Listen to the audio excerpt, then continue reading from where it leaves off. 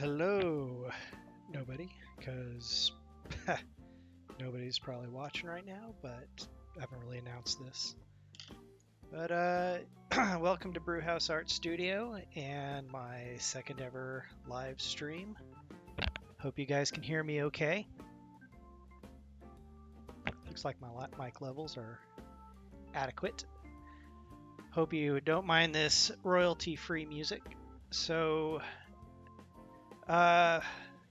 reason why I call myself Brewhouse Art Studio, that's why it's because I like to do lots of different things like illustrate, sculpt, animate, put things together, little things, fun things, and I figure, what am I brewing up next? Is it a sculpture? Is it an illustration? I have no idea. So tonight, I'm just going to sculpt, and if somebody watches, great. I'll be very excited to talk to somebody, and if they have any questions, do my best to answer it. I have to admit, I'm pretty bad at looking up at the chat when I really get into something. But we'll see. So I have, if I can find it around here, Sculpt layout. I have reference for this skeleton I'm creating. There he is. So I can get the camera in on this guy. Right there. Doing an anatomy study. I'm new at sculpting, so I'm learning. There's a lot of really good sculptors out here on Twitch. I don't know if I'll ever be as good as them, but it's just something I like to do.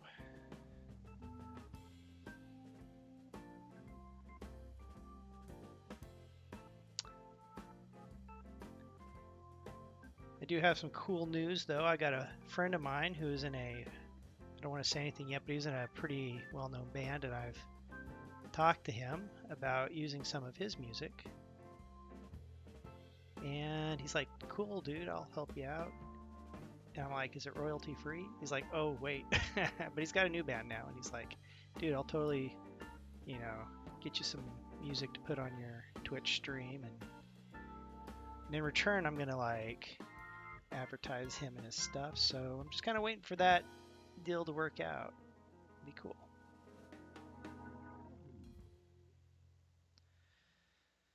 So I've been working on this guy today, and been working on this hand. This is the last thing I started on. Try to get my camera to focus in.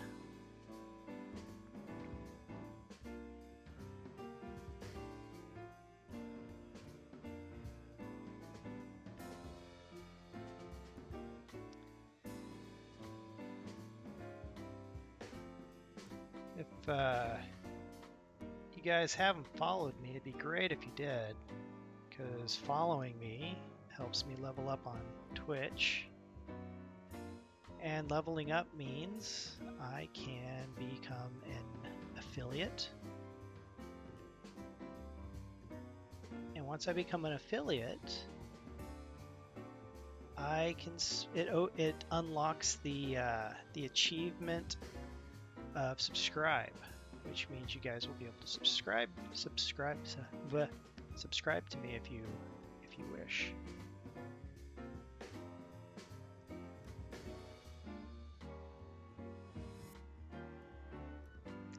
Last night I recorded myself as a test, and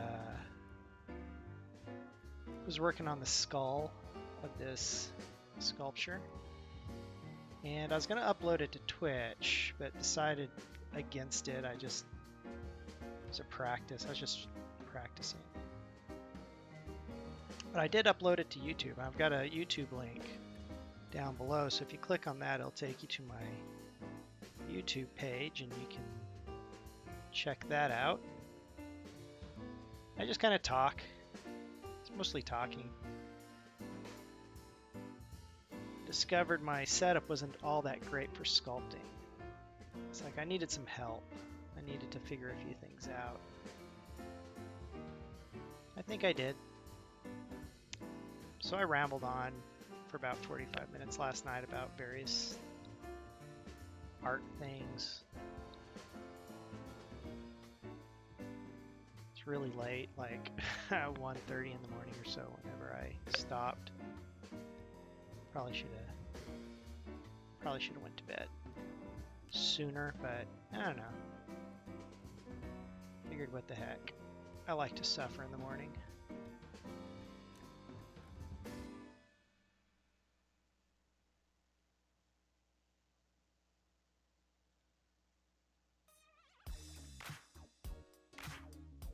So what I'm doing right now is I've got some reference. See if I can point to it right there. Book. Some little pictures of anatomy that I pulled up online. Reference, very important. I don't know a single professional artist who does not use reference. I'm not saying that some don't, but I haven't come across that individual.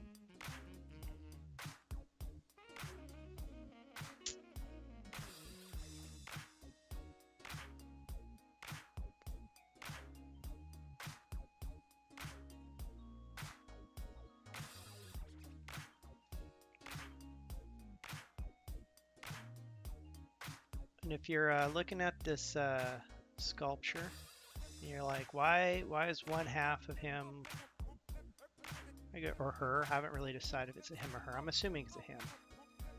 How come one half of him is a little more sculpted and the other half is a little less? So what I'm doing is an anatomy study. Just because I'm new at sculpture, I need to learn foundations, right? I need to learn how the bones fit together, what they look like, and proportions. And I've got a little reference over here of really nice orthographic anatomical drawings. A really good book. And if you guys help me achieve affiliate on Twitch, I'm going to share all this stuff with you.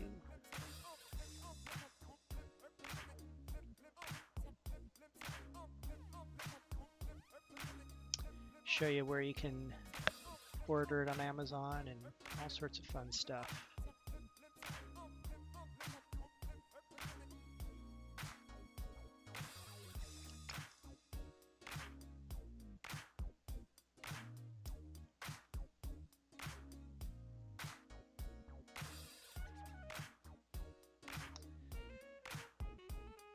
So, the way the hand is built, you have all these little tiny bones up in your wrist.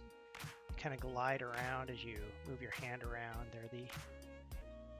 They're the carpal joints, which is where the word carpal tunnel, comes from. Oh, I hit my camera. All right. When I level up, I'm gonna get me a better tripod for this thing. Kind of MacGyvered it tonight, try to figure out how can I get this camera to look at what I'm looking at so you guys can see what I'm looking at. But yeah, these are these are all the carpal joints. Then you have these long bones that come out. They're also carpal. If you want the Latin name, I guess I can pull my book over here and read them off to you. I honestly don't have them all memorized. But I'm just going to kind of give the impression that they're there.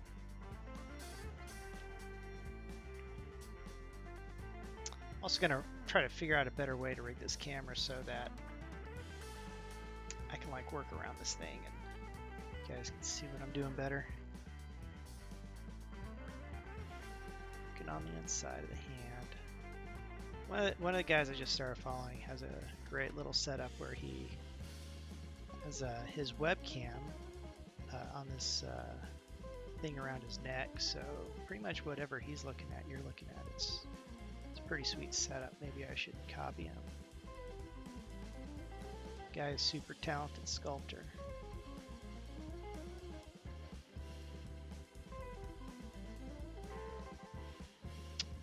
So I keep having to tell myself broad brush strokes, broad brush strokes. Fine detail is not important at this in particular point in time. Just need to get the shapes built out in his hand.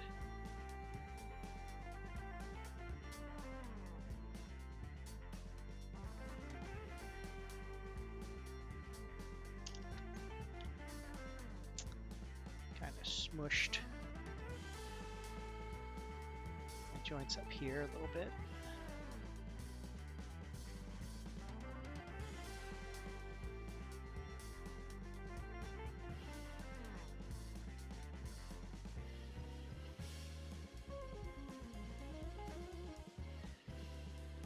Doing a skeleton, it's quite difficult getting this armature and just quite right. You have to be pretty precise with how you build your armature.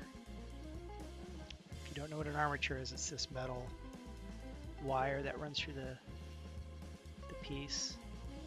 Kind of helps hold things in place so you don't bump it accidentally and destroy your sculpture. Speaking of armature, there's a game studio here in Austin called Armature. Not that that's it. Just FYI, there's a company called Armature.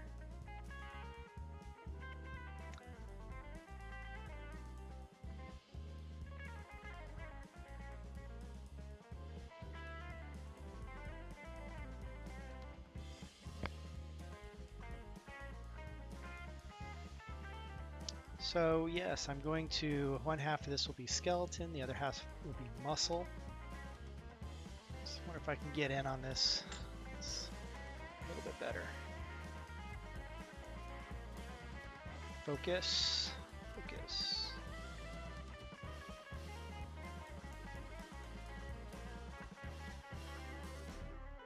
This gray tends to wash out a bit. There we go. Just that lighting.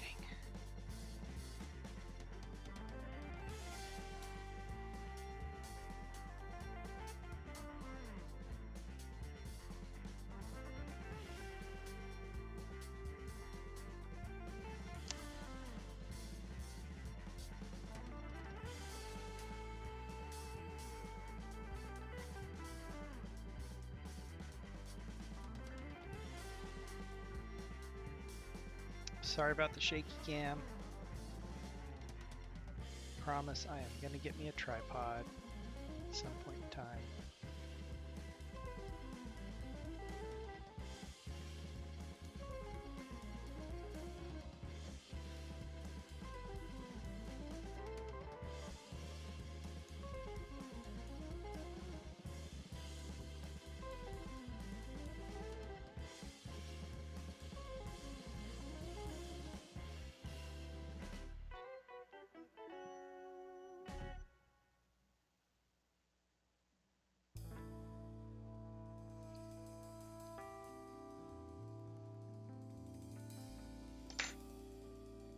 Or if I can show you this other reference that I have, this is pretty cool.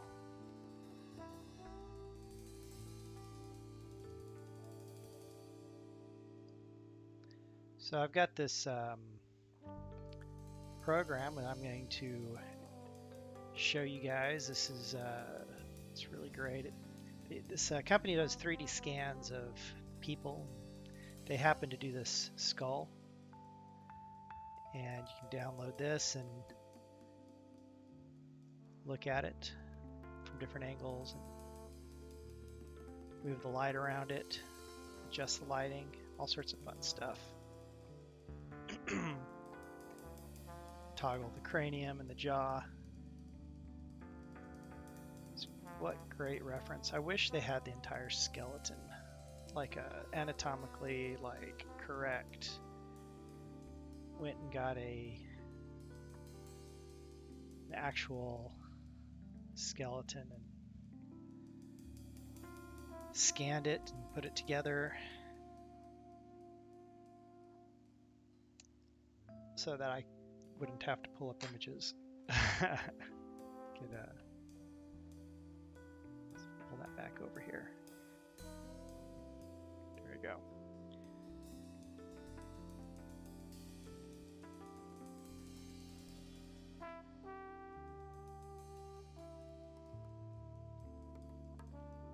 Let's see.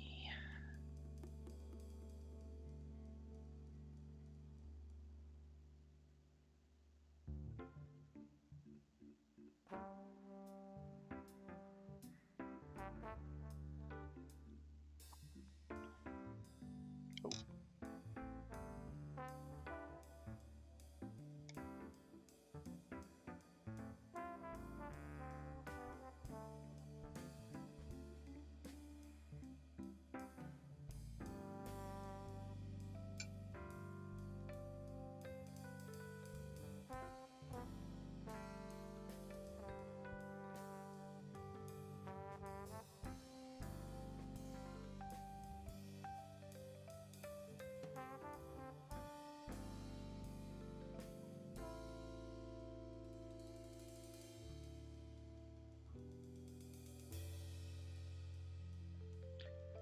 I think I might be doing this every Sunday night about this time. Hop on and do some of this sculpting.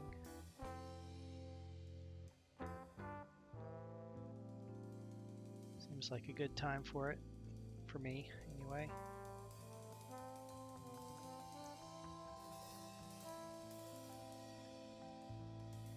Block out where these joints kind of come together.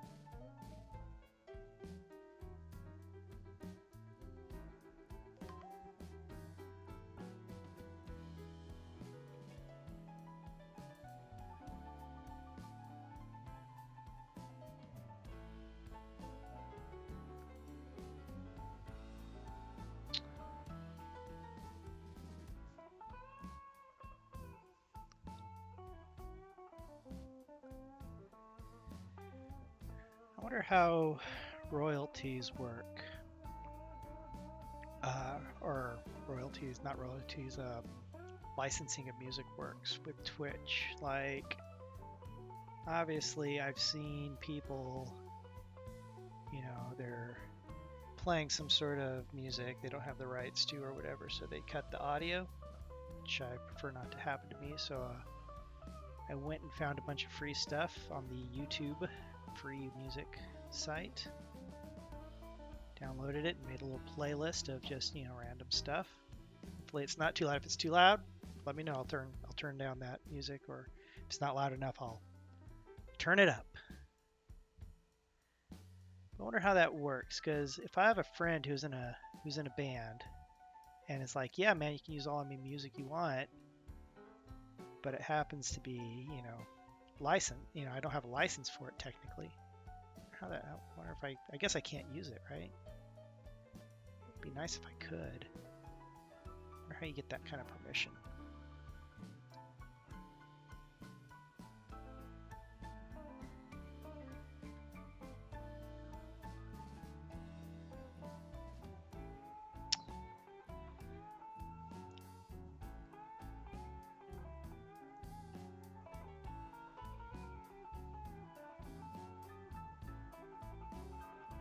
I'm gonna get me a new camera.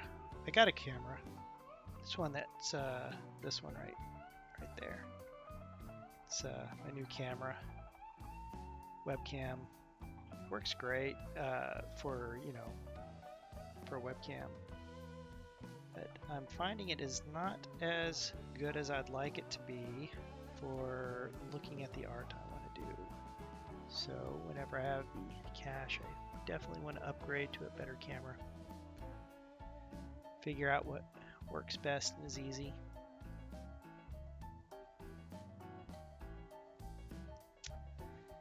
I really envy those guys who are super good at this stuff. It's like done. Looks exactly like what they intended to look like.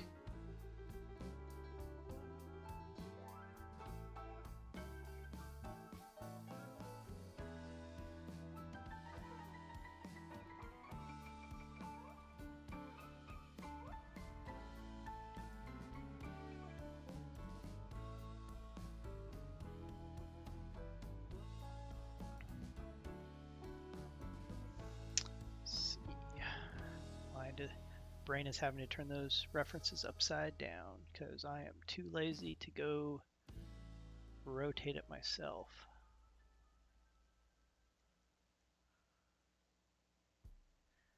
See outside, it's got a little bone here.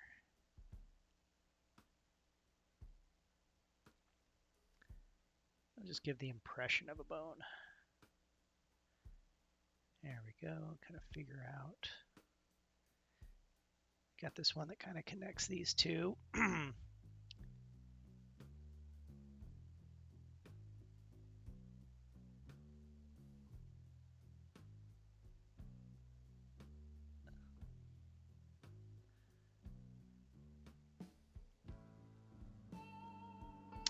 got a big bone right here. I think I need a little more clay.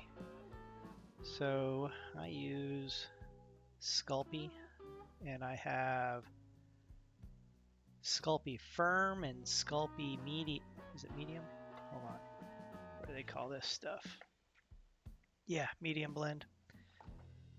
And then there's Super Sculpt, right? So they all have different properties. Super Sculpt, you know, has got that nice fleshy skin tone for, you know, beige people. It's beige color. And the rest of it's gray. So I kind of save the Super Sculpt for if you know, very specific things. Like if I was to put skin on the skeleton, you know, once I get the muscles on, I'd probably use that. I think it would probably look nice. If I was doing a bust or something, wanted to look a little more like actual skin than made out of, you know, well, clay. But what's interesting is Sculpt Medium, or is it Sculpt Medium? The stuff, my mix, is actually supposed to be a combination of Super Sculpt and Sculpt Firm. The Sculpt Firm is like super hard, kind of crumbly. Really have to work it a lot. I know a lot of guys really like it, and I like it okay. Maybe I'm just used to Super Sculpt. So, but Sculpt Medium, which is supposed to be a blend of Super Sculpt and Sculpt Firm, is actually like really soft. It's so soft to the point where I can't do little fine detail work like this. It's just too soft. So but Sculpt firm is way too hard and crumbly for me. So I got the idea of mixing it together, and I just kind of mixed various amounts together till I get a consistency that I like, that it's nice and pliable, but not so pliable that it bends and breaks and falls apart on you.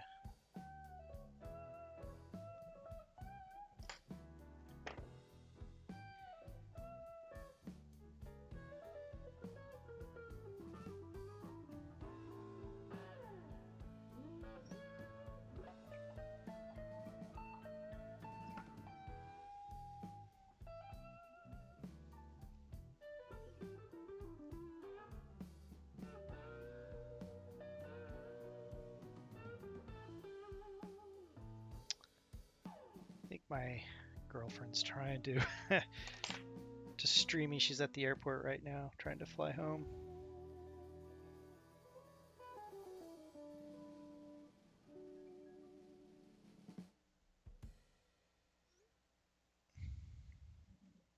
Too lazy to type. Go on Facebook, period. I put a link, my Twitch stream, period.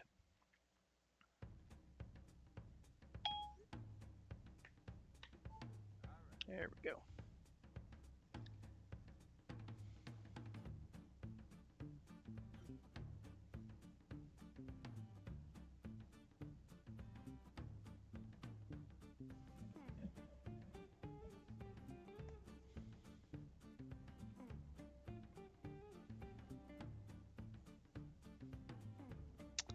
This index finger just wants to stick out too much.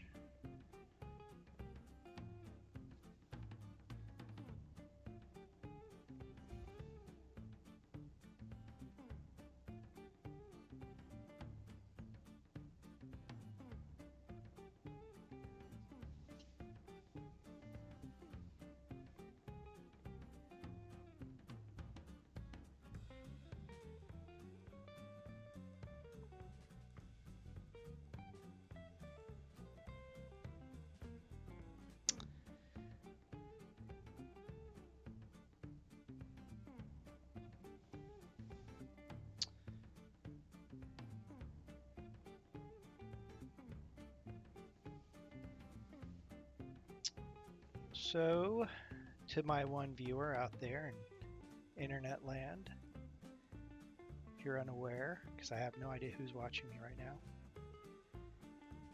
I will be doing tutorials in Motion Builder and motion editing on Wednesdays. And I had my first stream last Wednesday, just kind of talking about the program I use and kind of an overview. And feel free to join in next Wednesday as I continue my tutorials to show people what it's like to do a bunch of video game animation, because that's what I do for a living.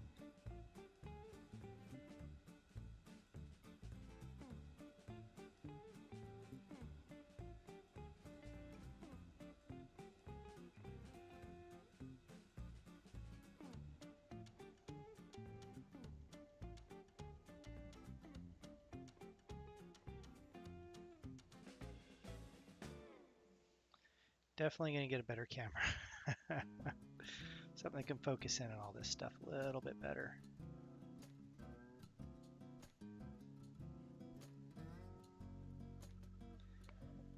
If you hop on YouTube and watch my video I created last night, I talked a little bit about these hands. Kind of pondered, should I put an armature for the fingers? Should I not? I've seen some people like, yes, I always put an armature, no matter how small the bit is, for the most part. And other people are like, no, I don't like armatures for fingers. It hinders me, what I want to do. So I went to bed, thought about it, and today I thought more about it, and I was like, I think I'll make an armature for each little finger, which is quite challenging because the bones in the finger are actually quite small and thin.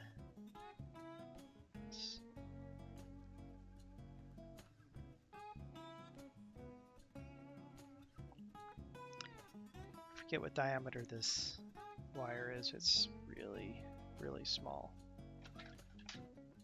Actually, guys, it's 1 millimeter.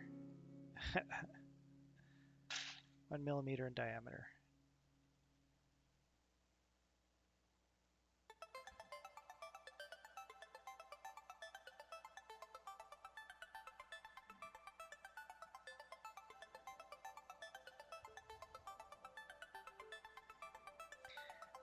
And when I built it, I have it in several pieces. I've got my thumb and pinky are actually connected. So if I move one, it moves the other, and I kind of have them coming up and U-shaping around.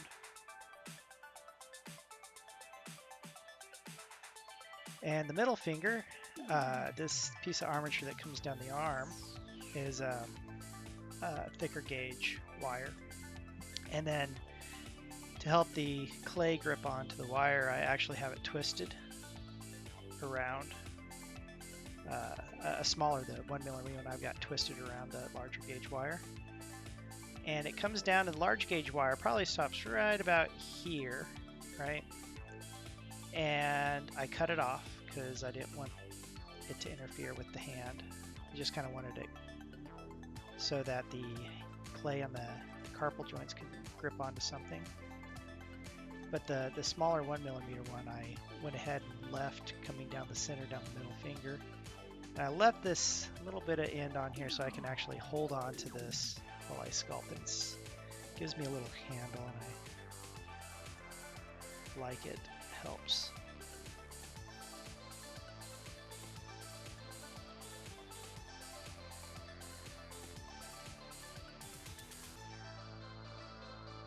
At my job, I try to be efficient with what I do. I like thinking about how I can make things more efficient every day that I work. And I really enjoy coming up with a solution which cuts lots of time off of my work.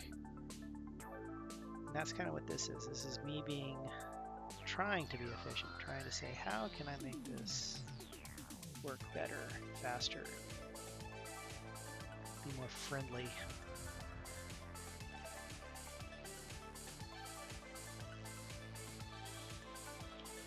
I guess you can't see what I'm doing there on the palm of the hand. Trying to get in there. Normally I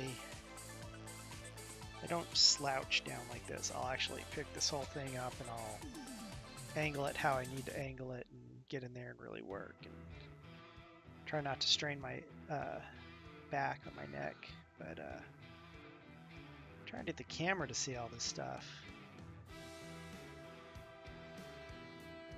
It's quite challenging for a noob like myself.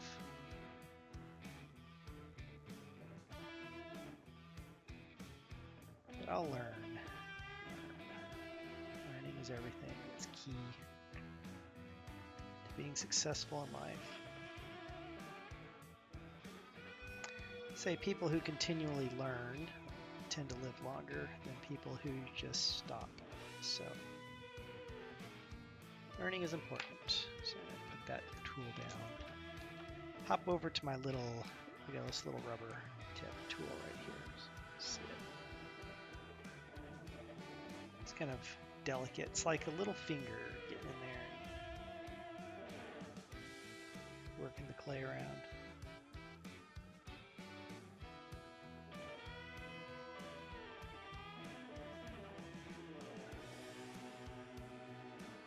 You work on something really delicate.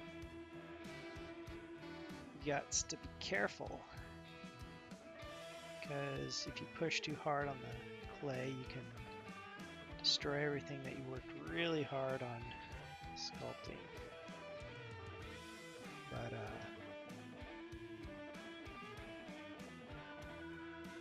so it's better to do a dozen or 100 little swipes of your tool to push the clay where you want it to go.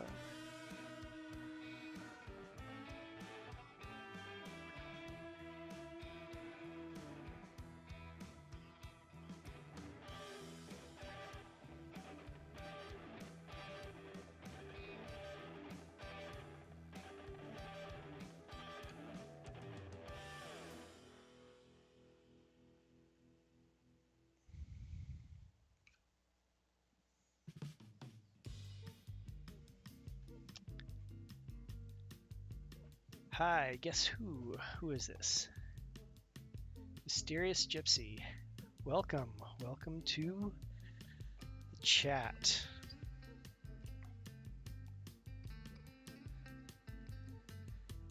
Mysterious Gypsy. I have no idea. Who are you, Mysterious Gypsy? Do I know you?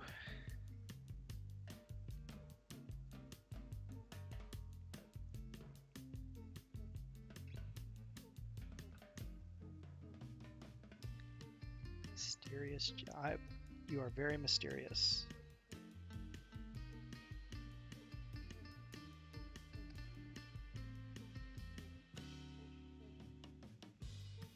Oh, you're like, what are you doing? Here, let me rotate this around.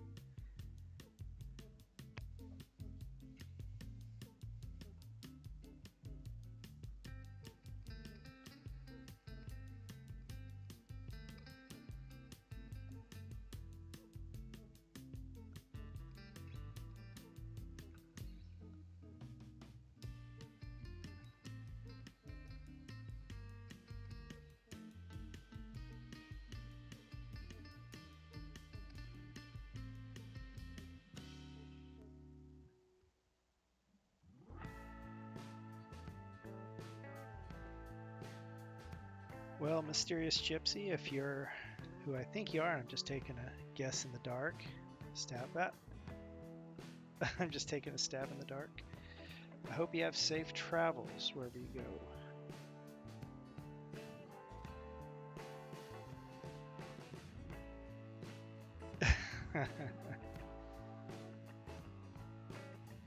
Thank you very much.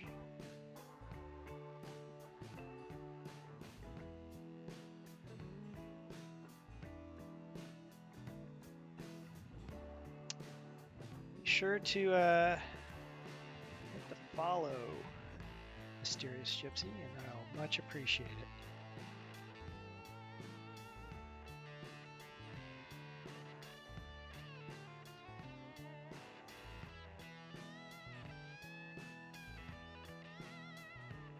I'm thinking, you know, maybe put a little dog cam up here. I got a couple little dogs sleeping over here. Maybe people get bored of my little crummy sketches that I threw up there. Some really old stuff. Opt in for a pet cam. What do you guys think? Yay? Nay?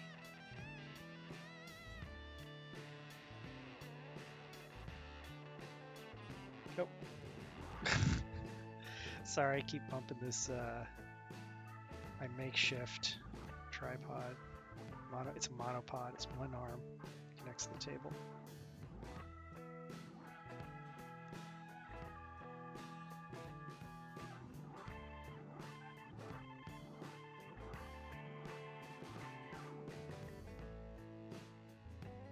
Yes, pet cam. All right.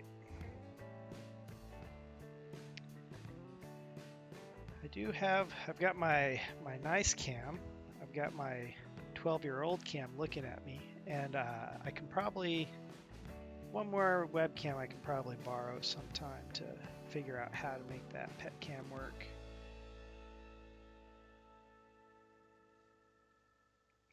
I think I've done enough on that hand. You should see the pet soon. Lupin. Luna, come here. Come here. Come here, puppy dogs. Come here. Come over here. Come up here. Oh, you're a little Velcro dog, aren't you? Oh, yes. Yes. There they are.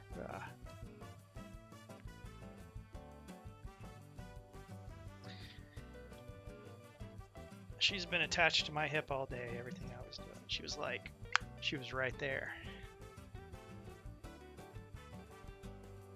Seems to be flipping you off. Should I make him flipping everybody off? It wasn't my intent, but totally make him flipping people off.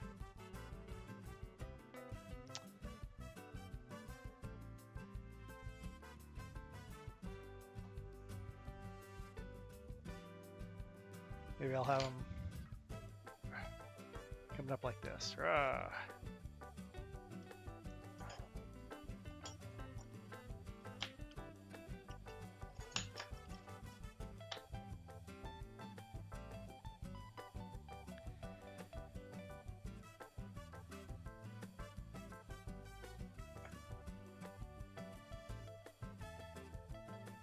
Gotta figure out what I want to do with this other hand because I don't want to make a skeleton hand.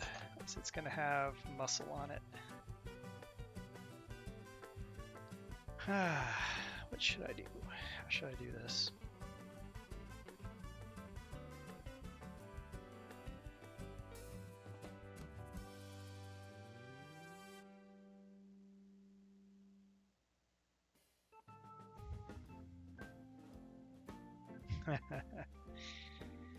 Yeah, it's a not safe for work stream. Only because, there might be a, random butt cheek that you see up there. I figure I didn't want to get, in trouble if something like that pops up. And it's not clearly marked. It's my homage to Frazetta, one of my favorite artists. Master painter.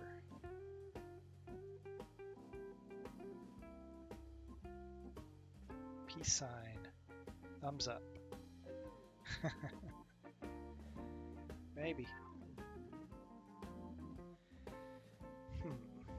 How should I do this?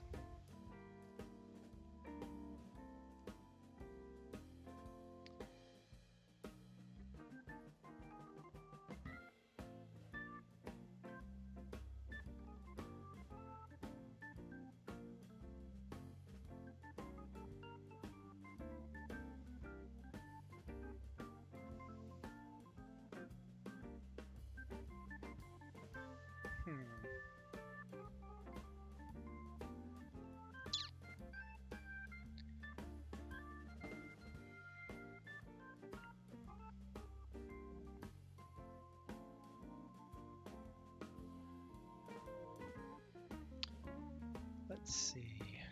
Think about this.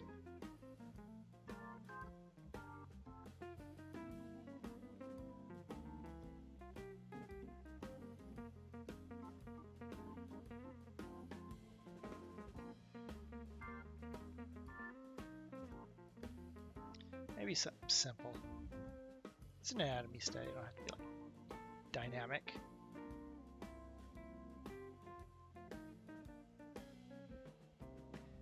Yeah, I think I'm gonna go with simple. I got an idea for my next sculpture that I'd like to get on, but I don't feel like I can do it until I finish this.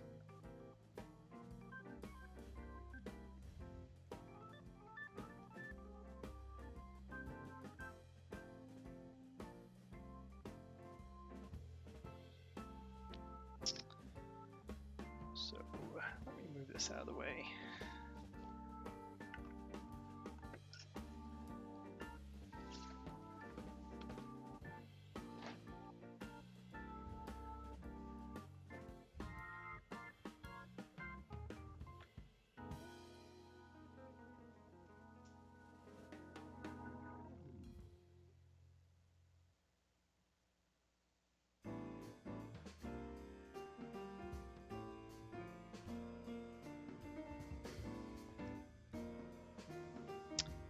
that's nice.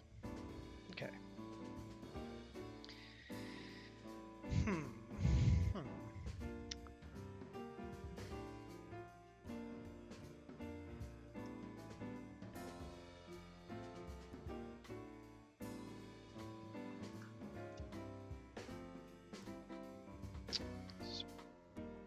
Move that guy out of the way.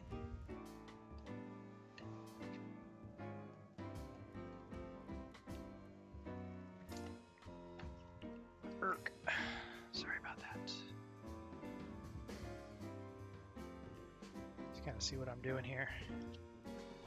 Got my reference, and I'm going to be doing that hand, which is, that's the back of that hand. And I'm going to start looking at the wire, and I'm going to attempt to build it. I think I might do what I did last time, but with a twist, quite literally and figuratively speaking.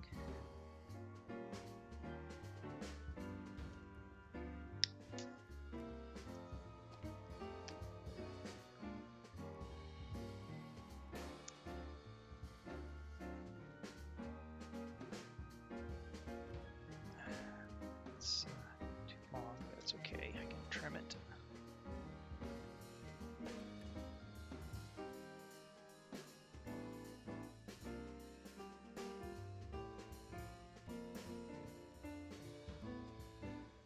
So, just working on getting my proportions correct.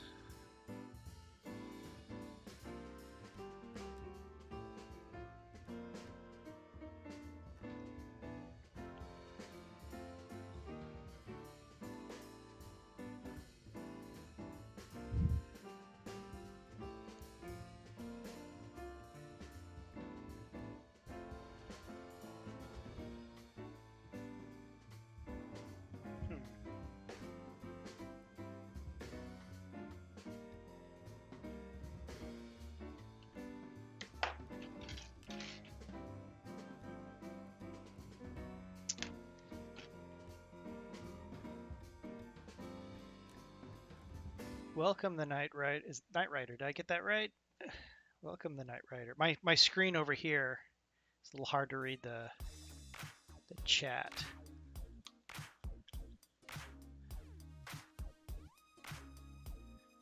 Welcome to my my Sunday night sculpts. Very excited to talk to somebody. Indeed. Did you catch my Wednesday mini tutorial on Motion Builder? You did. Awesome. Well, welcome back. I appreciate you tuning in and checking things out. So I created the name Brew House because I was thinking, hey, I like to do this, I like to do that, animate, sculpt, illustrate. So kind of the thought process was, what am I brewing up next? What am I working on? And I started this sculpture. It's an anatomy study.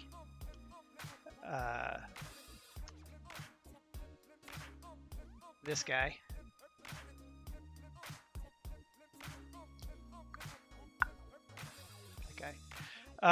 Started him a little while ago, and I kind of got sidetracked because of work and family and everything. My parents just happened to come in town. They're retiring, and I'm helping them figure out they want to move down here to Austin, and so we're looking at land and houses.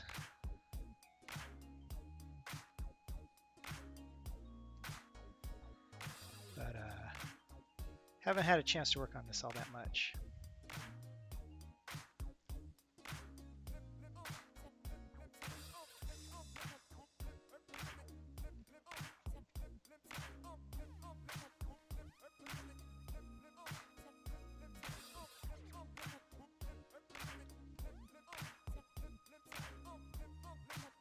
All right, I'm screwing around here too much with this this armature. I just need to call it a day and say, what am I going to do? I'm going to mark it right here.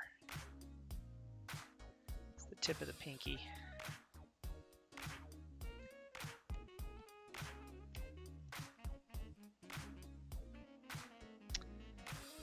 Pin this back down.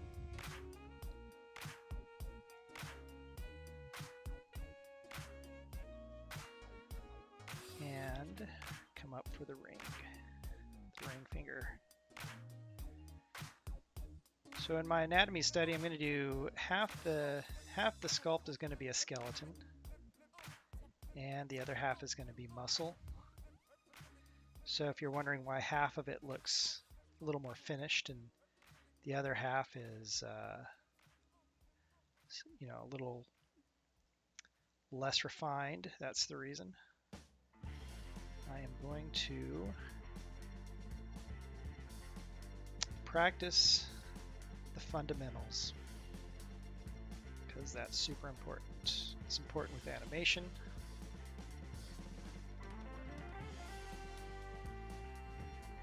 It's important with it painting, illustrating.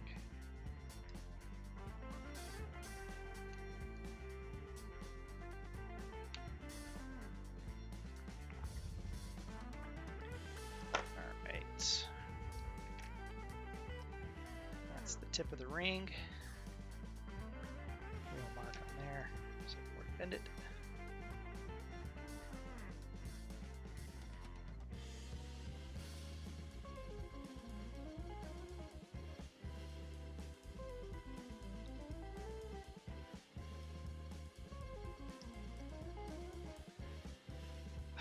Soon I'll have a better camera for looking at what I'm doing.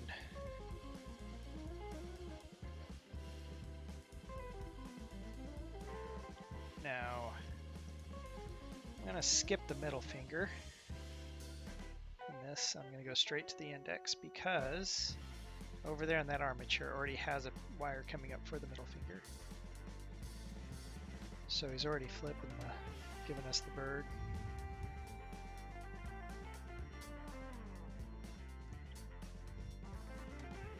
All right, put this back down. So in this book, this is a great book. It's great for reference and illustrators, what have you.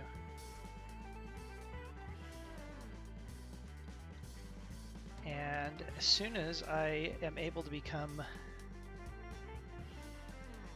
what kind of camera do I want to get? I'm not sure.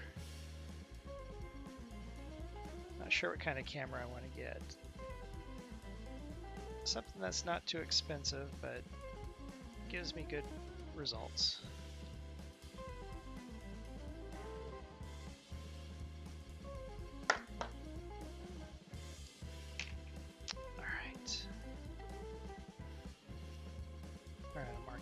There, and I think I'll double back one more time.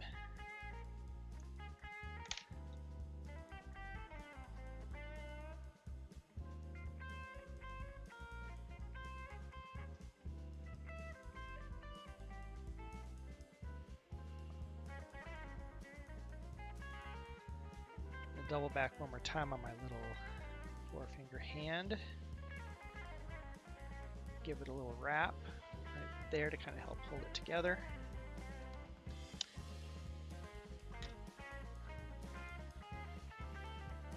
And then cut it off here so that I have something I can like stick right into it. So thumb, make sure I'm bending this the right way.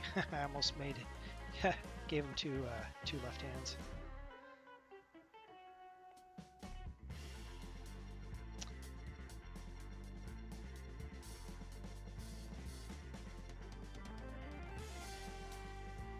There we go. I know it looks weird. We got thumb, index, ring, pinky. So let's get this book out of the way. It's important to have reference. Don't know a single artist who doesn't use reference. I'm not saying they don't exist, but I have not seen, I do not know of anybody who does not use reference. Now, I'll apologize in advance for bumping this camera. Alright, so I'm going to unwind this wire here.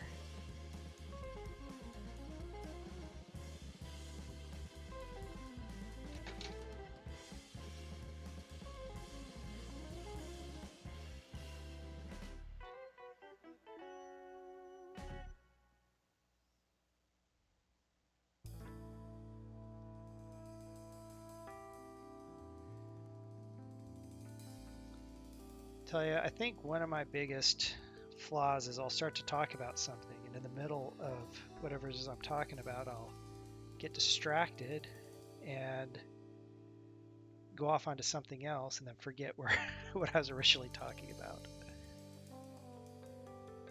Kind of like the dogs and up, they're like, squirrel! Wait, what was going on? I have no idea. Can't remember.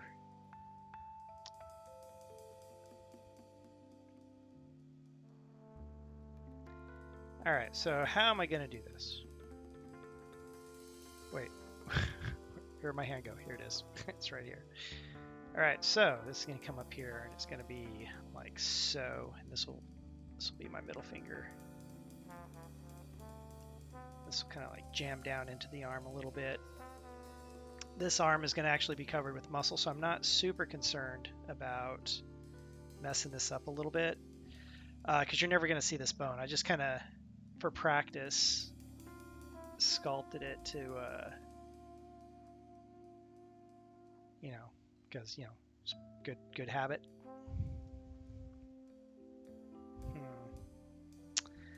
Maybe what I'll do is I'll bend that back and I'll cut that off.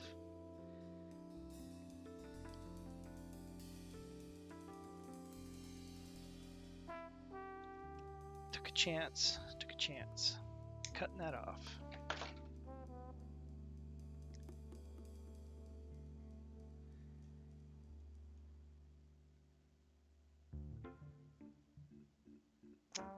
So yes, I am so new to this whole Twitch thing. I am figuring it out, and what I've discovered is in order to become an affiliate, you have to have so many subscribers or not subscribers, followers. You have to have so many followers. Once you have so many followers, you can unlock the achievement subscriber. And if you look down on my page, you'll see that I've got a little Amazon blacksmithing gizmo that I'd like to unlock so that I can put stuff in there, stuff for you guys to see what I use. Like, I want to show you what kind of tools I use.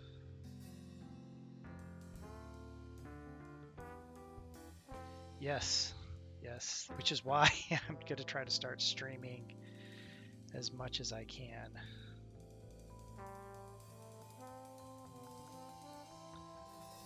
When I can.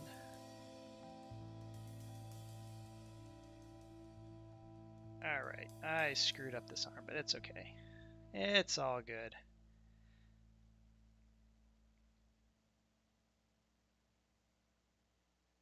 Some sculptors actually put a little dab of super glue on their armature to kind of help stick it together.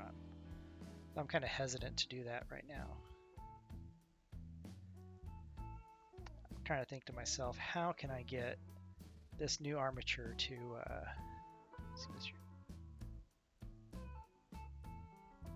what days am I planning to stream? I'm planning to stream Wednesdays and Sundays, and I'm just kind of, I haven't quite figured out the whole game plan. I think Wednesdays are going to be my tutorial days,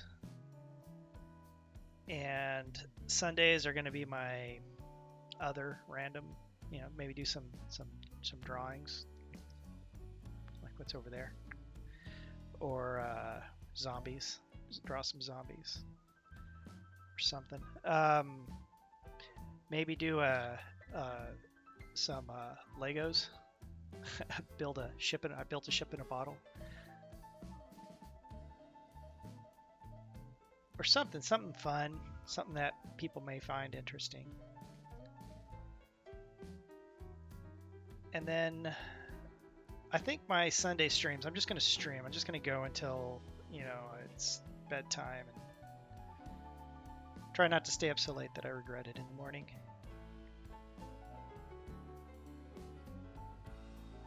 Little piece.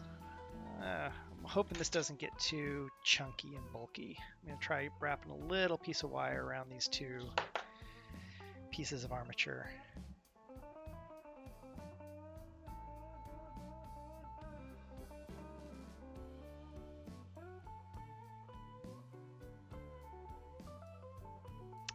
Oh yeah, I'll try that.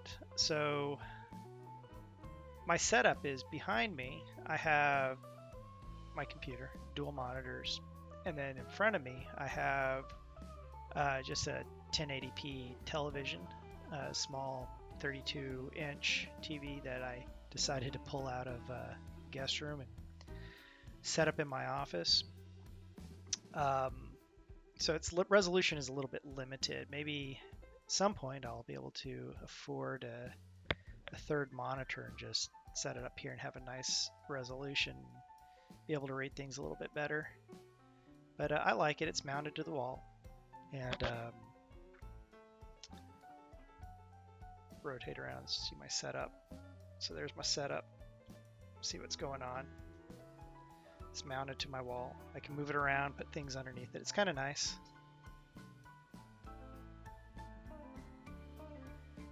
And normally when I sculpt, see I haven't been doing this Twitch stuff, right? So normally when I sculpt or do any sort of projects or artwork here, I'll have Netflix or something going on there. And just, be entertained and enjoy what I do.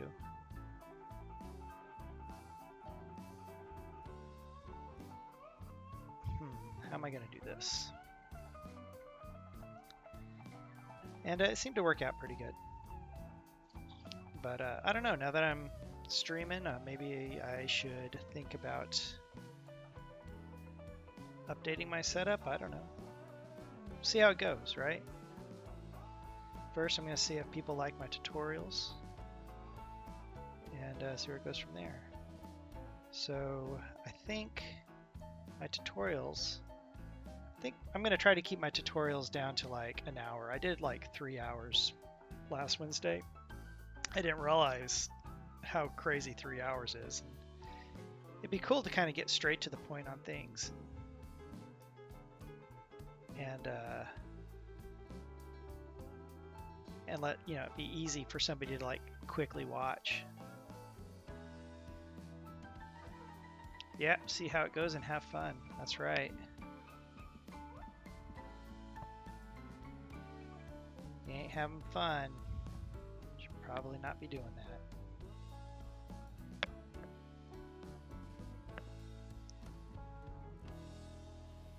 But yeah, I think I'll try to keep my tutorials down to like an hour. Get to the point. Be a little more prepared. And my intent on my tutorial was to run people through Motion Builder and how I get it set up and ready to go. And I thought, hey, why not I just download, I just got 2019, might as well do it with everybody. Say, look, I'm doing it for the first time. Let's do this together. And it just turned into like a big 3-hour thing, just kind of going over everything I hadn't anticipated.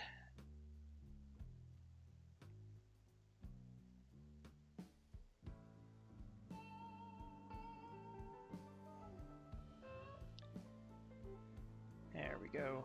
This is starting to be a little bit nicer now. Turn this hand this way.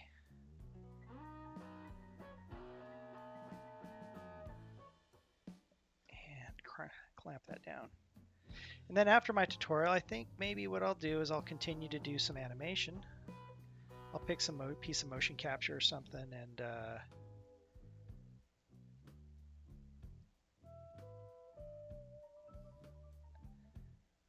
I'll pick some piece of motion and just animate. You guys can watch me animate or something. I'll have kind of 2 streams. I'll cut the stream and then restart it back up.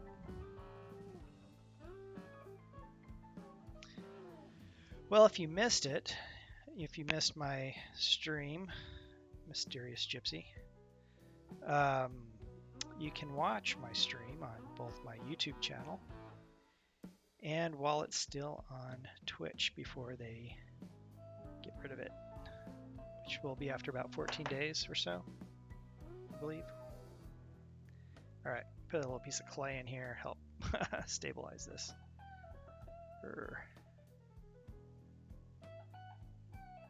Yeah, that's how you do it. That's the ticket.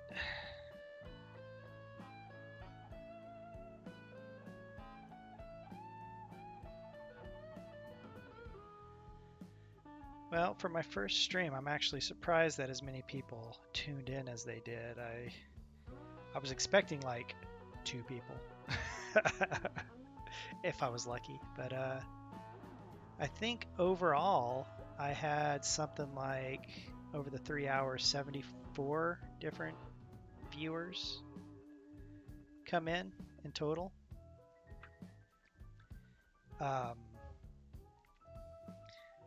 I think my video has been watched something like 199 times or something like that. I'd have to go back and recheck.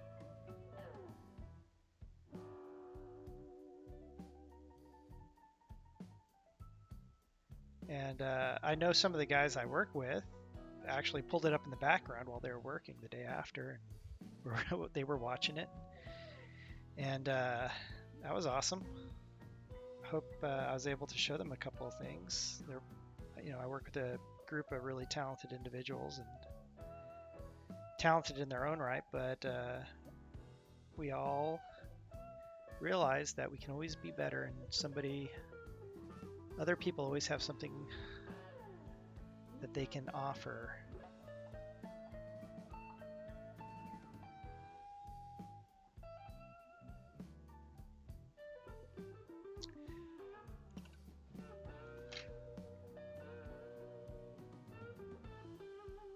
Oh yes, Dash.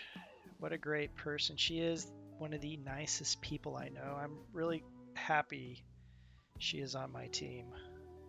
She's been a tremendous help. It took a lot to get her on my team too. It was no small feat. I mean, our company has gone from small indie developer, and we're still an indie developer, right? Because we're not tied to a publisher. But we went from this like small, working in a basement with like 20, 30 people to this huge multi-studio around the globe company. So while it's in a sense easy to have, to transfer from one department to the other, because it happens all the time.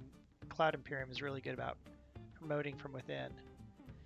It can definitely be a challenge, and from a bureaucracy kind of corporate standpoint. So but I'm glad she's on our team, and she really helps out a lot. I can count on her to get the job done.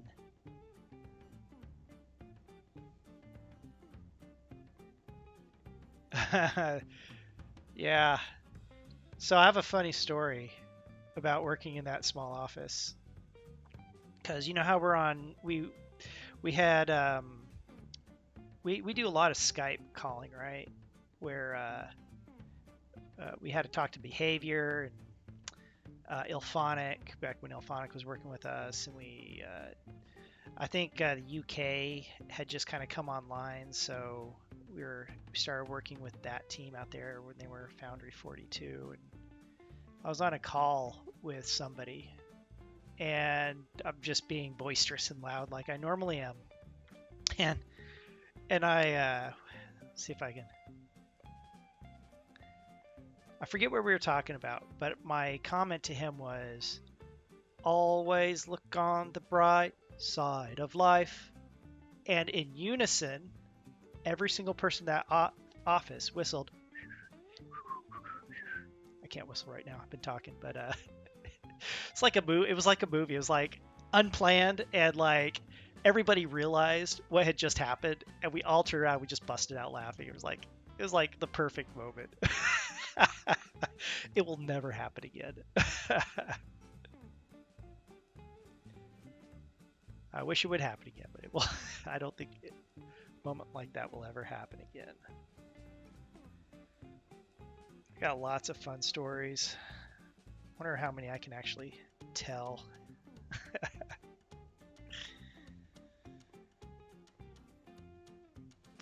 I remember a fan sent us a 25-pound gummy python. Thing was like the size of a real python.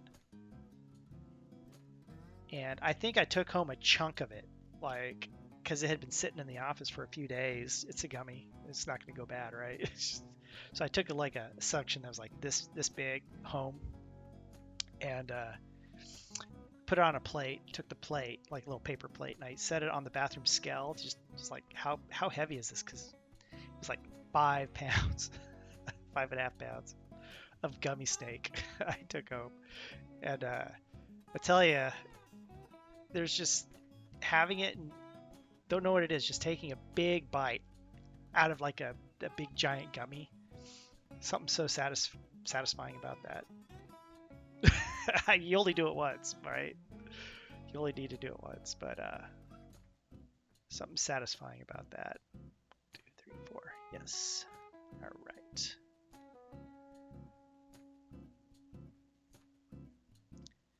The backers do come up with some very interesting gifts, and they're very generous. And I have been in the game industry a long time, and this is the first time I've ever had this type of interaction with fans, as I have with Cloud Imperium Games. And I always thank our backers, because without the backers, I wouldn't have a job, or at least I wouldn't have this job. And I probably wouldn't be sitting here talking to you guys right now.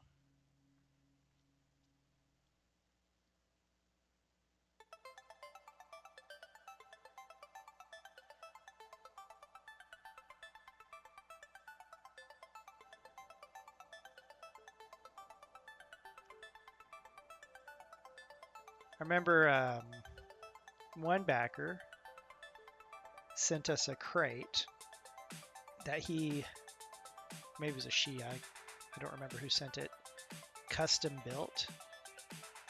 And it looked like a crate from the game, like a shipping container. And when you opened it up, it had all this really nice,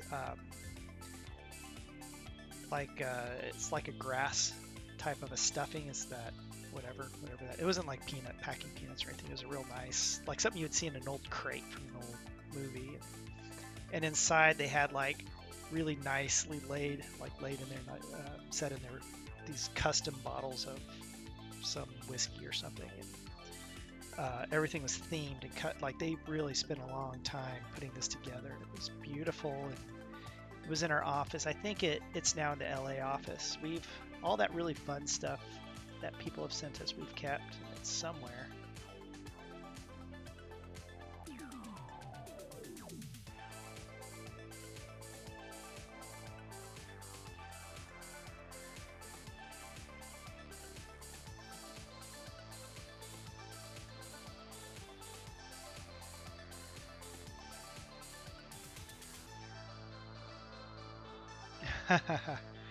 Oh yeah, it's when they print ships and send it to us, and they come in, and I see them over in Tyler's office. I'm like, dude, where'd that come from? He's like, the backer sent it. I'm like, are you kidding me?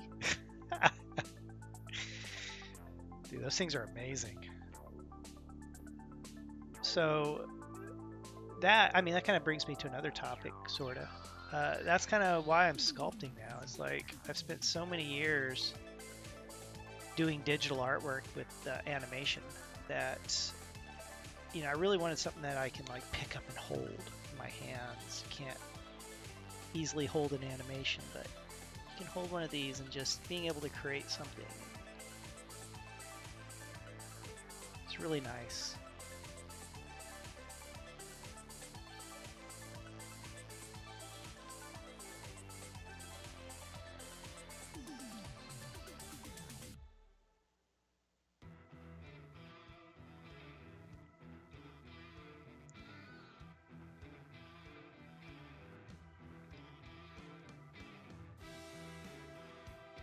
So, question to everybody watching: is this music that's playing right now, is it too loud? Is it the right volume?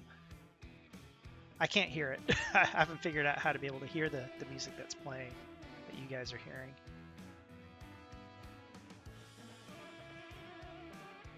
Oh, good, good.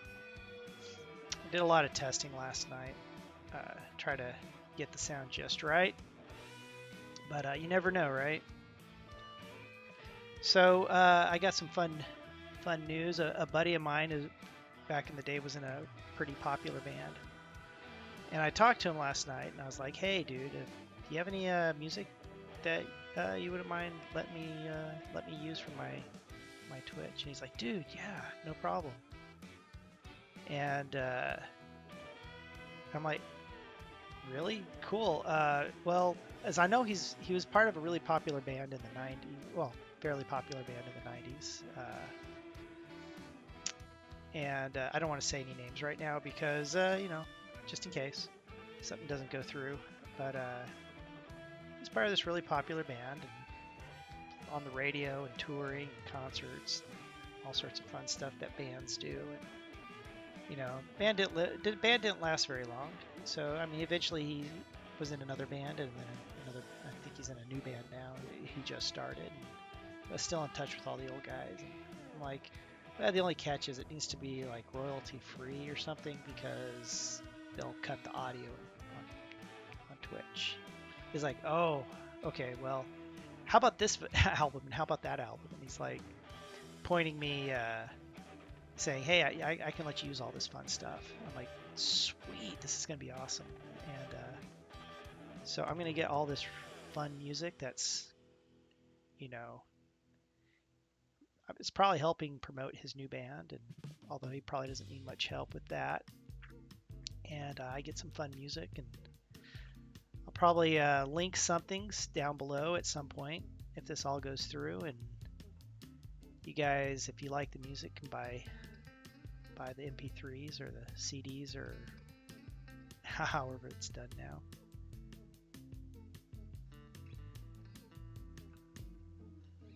So I told them if they need a website, I can help get them set up with a website. It won't be fancy, but it will be something that they can sell their merchandise on.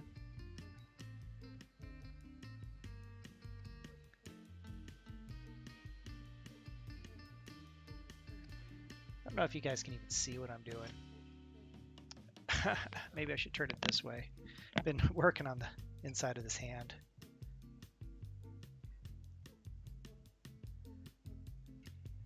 Hey, if you're ever like, dude, I can't see what you're working on, just say, dude, I can't see what you're working on. I'll try to re-angle myself a little bit better. Maybe if I can, I'll push in on whatever it is. I've got a very MacGyvered camera over here, hoping that it doesn't fall all of a sudden. I have to fix it. I've got a tripod on standby in my Amazon cart. Just maybe after next payday. See about getting it.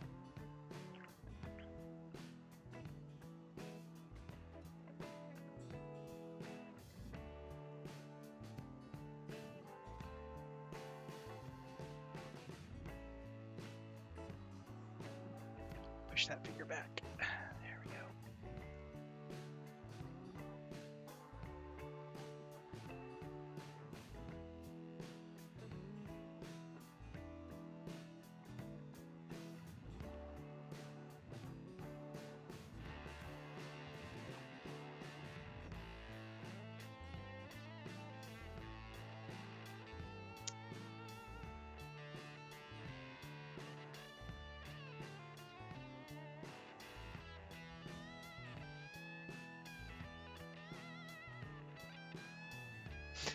Yeah, I came up with this idea today, putting the camera on this, and I've got a little piece of armature like jimmied in here and some tape to get it to work. And but the cool thing is I can like tilt this down and point the camera through the magnifier. So if I'm like working down here, when I was working on the face, as I was trying that out today before I decided to stream, it's like it kind of works, and you can kind of see what's down here. It doesn't like make it huge. Something about the camera and the lens and how this lens works with that lens, it still feels, relatively the same size. It doesn't feel too magnified through the camera, but yeah, it worked out pretty good, I think. And tape seems like it's holding, so crossing my fingers, hoping that this thing doesn't fall.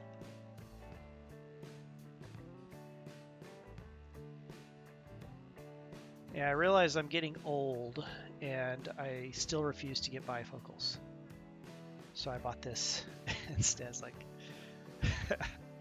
I wore glasses for 18 years growing up. Got surgery on my eyes to fix my eyesight, and man, I do not want to go back to glasses. Absolutely hated it. Glasses, contacts. So funny story.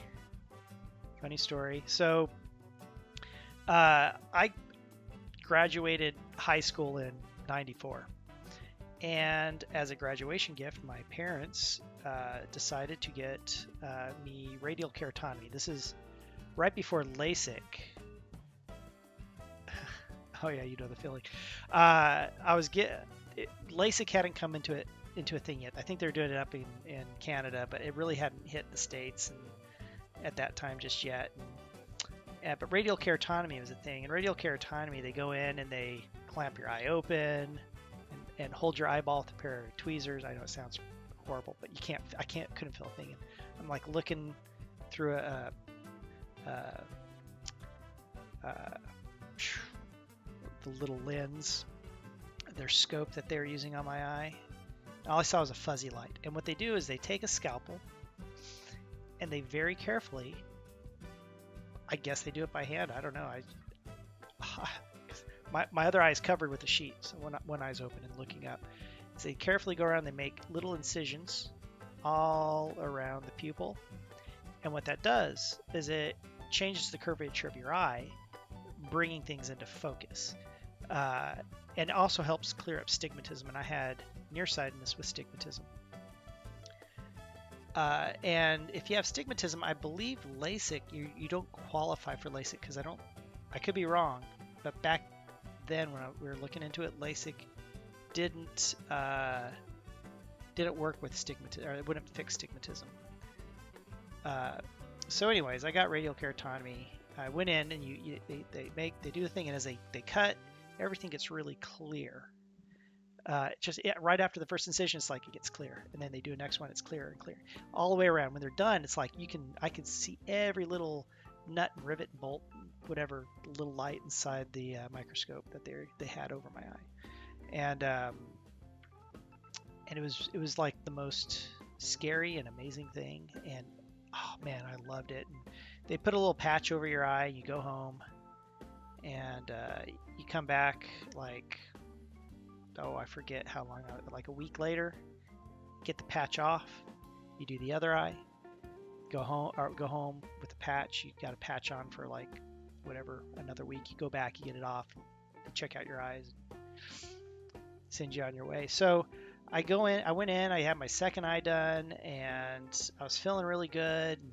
I walk out and I see this kid walking down the street, and everything is just crystal clear. I could see the individual leaves on the trees. Everything was just like in 4K HD.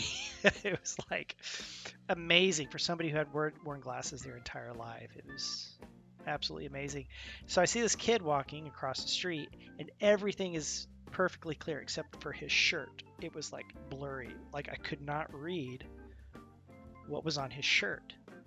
And I started freaking out. I was like, what the heck? Everything's clear but this kid's shirt. That's when those Sight for Sore Eye t-shirts came out.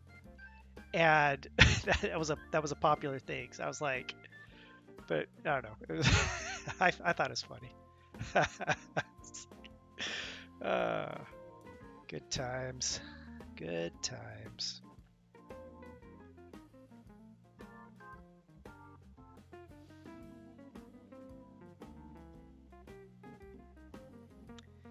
But yeah, so fast forward time. Eye surgeries don't last forever. Your eyes slowly adjust and have to be adjusted. You know, you could go in for another surgery. So uh, back in '04, '05, something like that, I went in. So from '94 to 2005, right? I didn't feel like, I think my eyes were good, but they weren't like super. I thought they could be better. So I went in and got them checked out again, and like, yeah, you totally qualified to have us do it again, and we'll fix a lot of the things that have changed over the last 10 or so years. And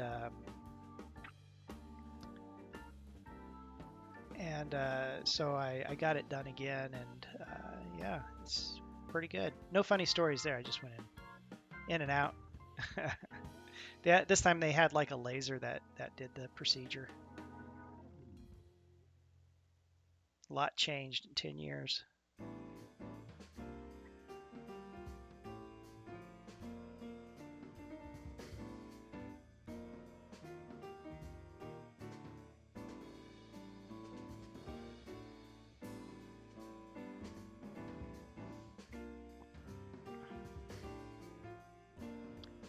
But yes, if anybody ever asks me, should I get it done, my answer will always be yes. It is absolutely, in my opinion, it is absolutely worth it.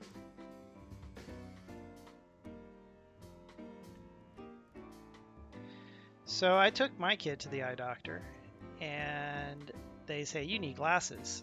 And then I went to my doctor, and they did an eye check, and they're like, he's got 20/20 vision, and I can't get my kid to keep his glasses on. So, but he seems to see fine, and he has good eyesight. I had bad eyesight.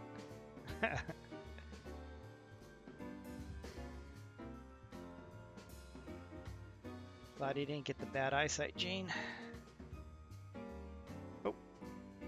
Oh. Sorry. Didn't realize I was pulling this away from the camera.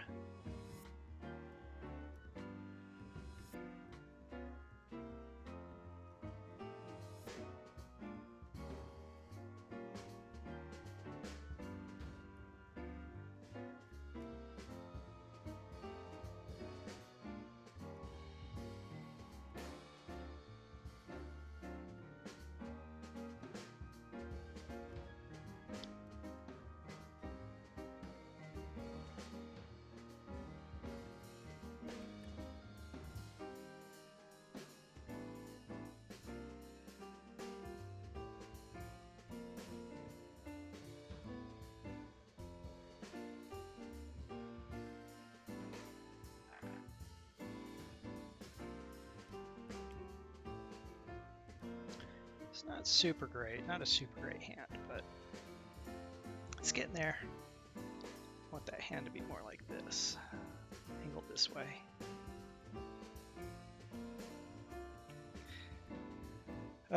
Doing anything, especially in art, you gotta learn the foundation of whatever it is that you're doing. By foundation, I mean, in this case, an anatomy study where I work from the inside out. So I'm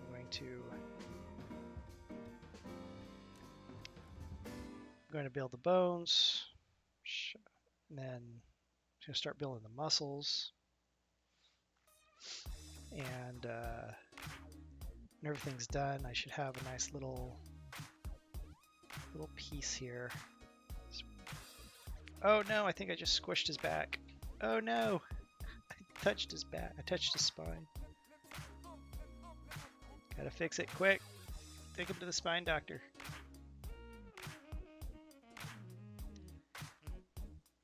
So interesting story. Today we were out doing lawn work.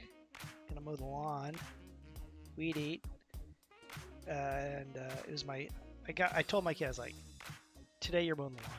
He's like, do I get to weed eat? I'm like, yes, you're mowing the lawn. And he's like, I weed eat first, right? By the way, I have a gas-powered weed eater. So I've never, he's 10 years old. I've never let him use the weed eater because it's a bit much. Even for me, it's a bit much.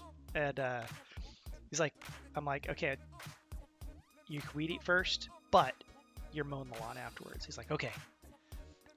I kid you not. I have to get a drill with like a bit to like start that that weed eater, that trimmer.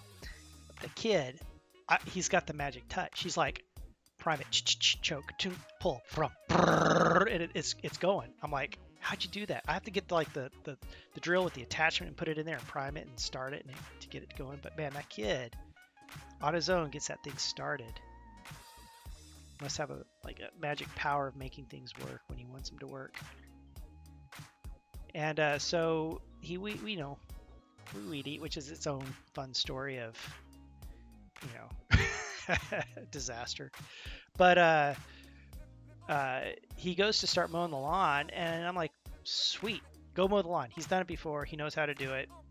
And as he's mowing the lawn, I'm going around like, well, let me start picking some weeds up. So I see a little weed, what I thought was a little weed growing out by one of our trees in the front yard. And I go over, I'm like, I grab it by the root as best I can, and I pull it up, and it comes up relatively easy. But I look at the leaves on it, I'm like, wow, these leaves don't look like a typical weed, and the roots don't look like a typical root of a weed. They look different, and then it had this little thing coming off the side, and I realized that was an acorn. So the trees, which just last year I believe it was, started dropping acorns. One of the acorns that dropped ended up germinating and sprouting, and it was really interesting seeing that acorn sprout and just kind of what it looks like. I thought it was real interesting. My kids saw it. It was like, you're a tree killer. I'm like, no, I'm not. What? I thought it was a weed. He gets it and immediately plants it in a little planter pot, little pot for it, and tried to rehabilitate it. He was like, this is an emergency. Do an emergency, whatever, tree surgery to get this thing to save this little sapling that's starting to grow. And he's like, we can put it in the backyard. I'm like, okay, why not? Let's see if this thing works. I thought it was interesting. I don't think I've ever seen that before, where it's like you got the acorn and it's sprouting and growing into like a little tree.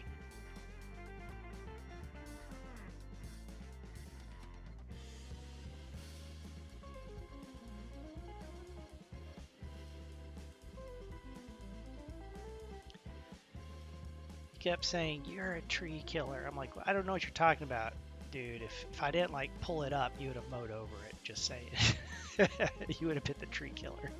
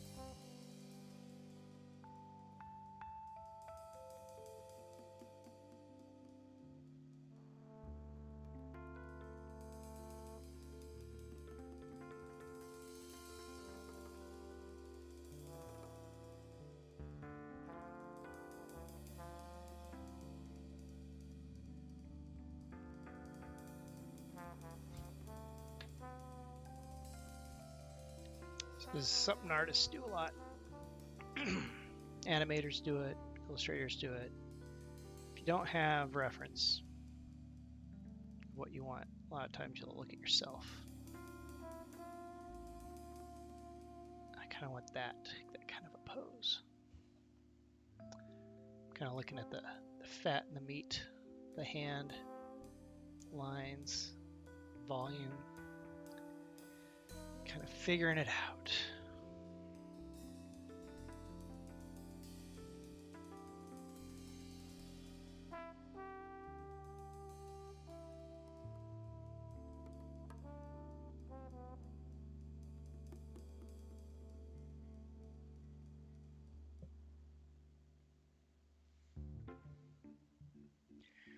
Would love to get a microphone so I don't have to use my headset. Just saying.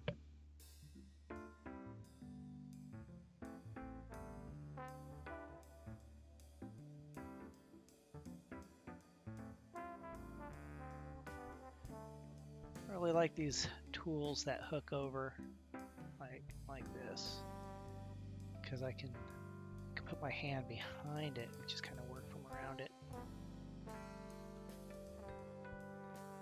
It's kind of nice.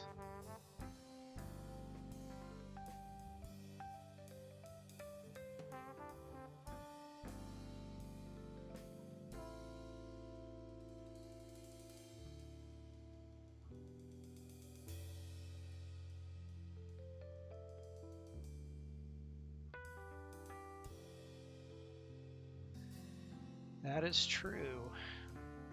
And that is why I'm hoping to get to level up here. And, you know, if I'm lucky and people like me, maybe they'll help me get a few things by subscribing. So I became a Amazon associate.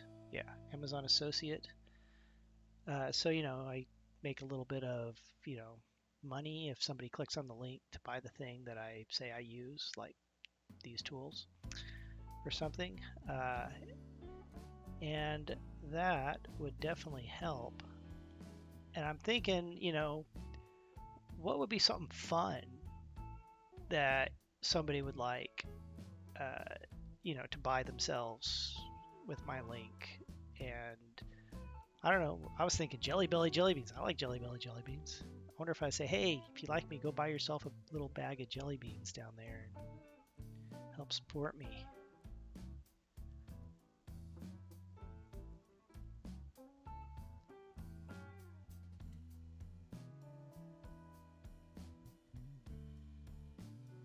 One of the guys I work with said that he just got his first check from Amazon because he does the same thing, and it's like a check for $100. I was like, dude, that's pretty sweet. So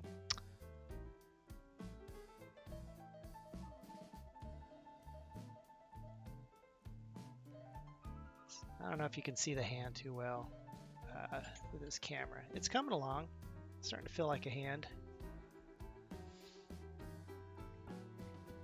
I watch some of these other sculptors here, and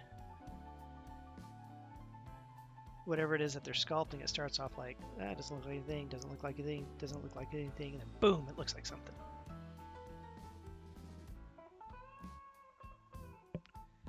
So, this right there. A little bit of a fold.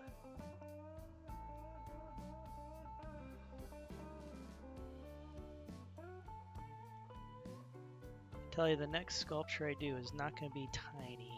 I think it's going to be bigger than this. It is so difficult. Those people who sculpt for Hot Toys or Sideshow collectibles, they are absolutely amazing.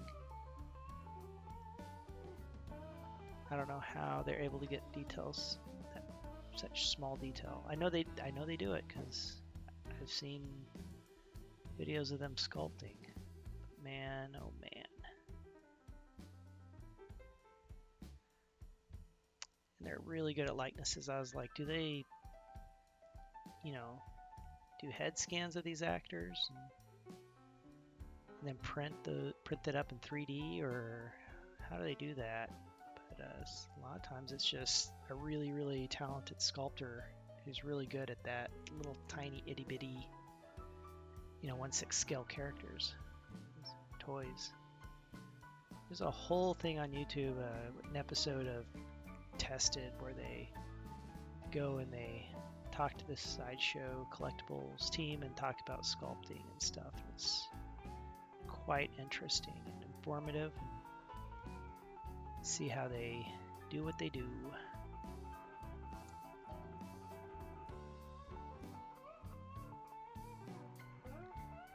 Over there they have people who do nothing but sculpt, and they are amazing sculptors. And then they send it off to the department that figures out how to engineer it so it can come apart, break it into the individual pieces for mass manufacturing and putting together and what have you. And then it goes to a paint department where they make two masters. They got the master that stays here in the US, for quality control purposes, and then they have one that goes off to China to the company that manufactures the product, so that they have something to look at. I thought that was quite interesting.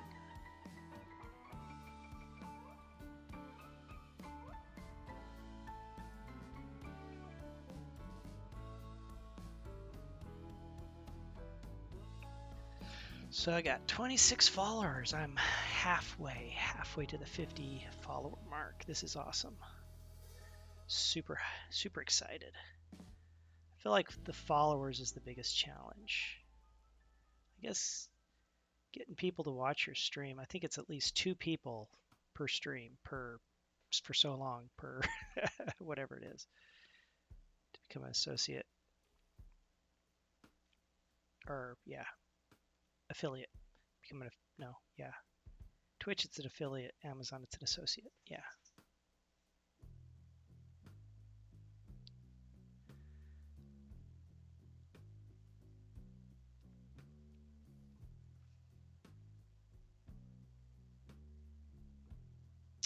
So this line actually kind of comes down and around to here. So how can I get with this?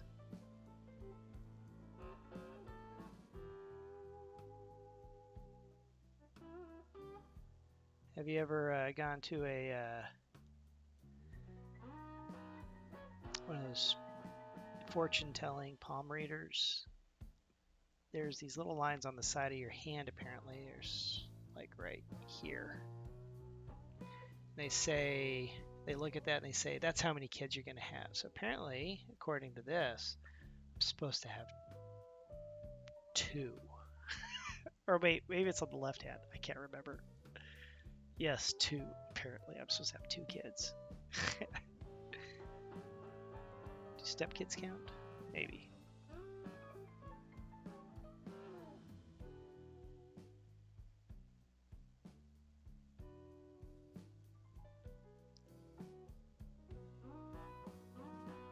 So, anyways, little wrinkles in the hand.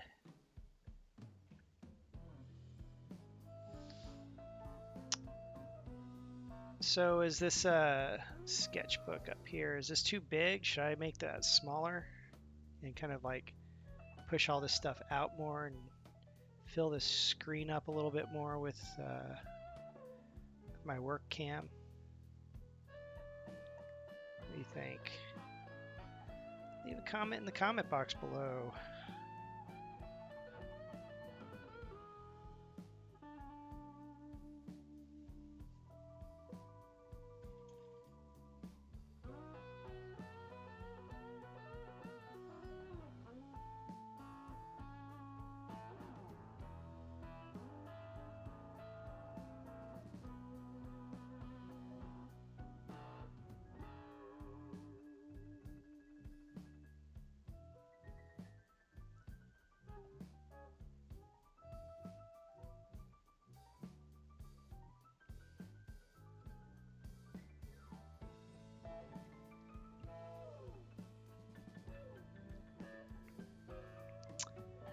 So palm of the hand, not looking half bad.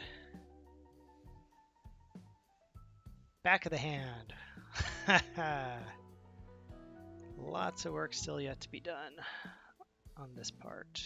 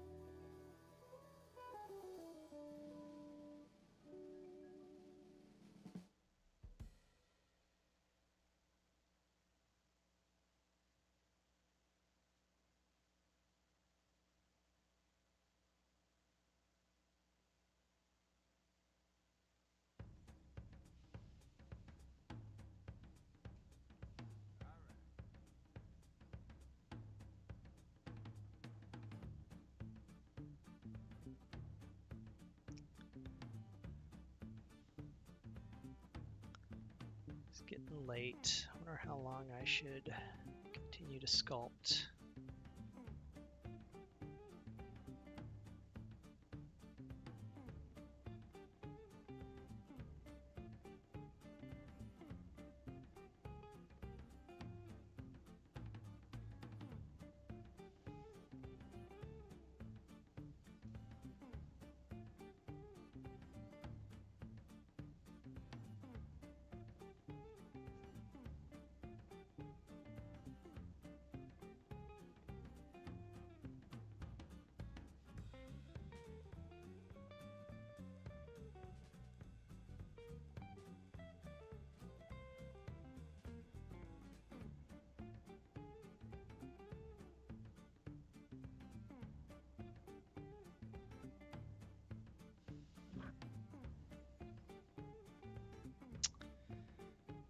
I feel like this hand is too far turned that way. I feel like it needs to be a little more this way.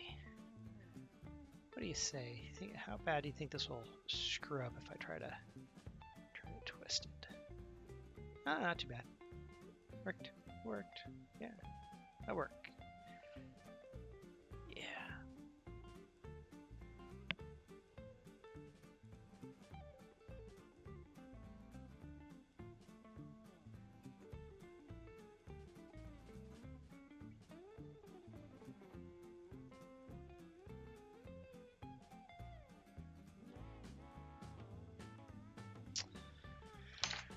Let's measure this.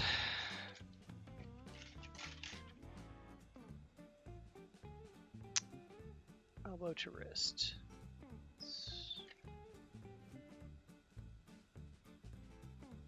1, 2, 3.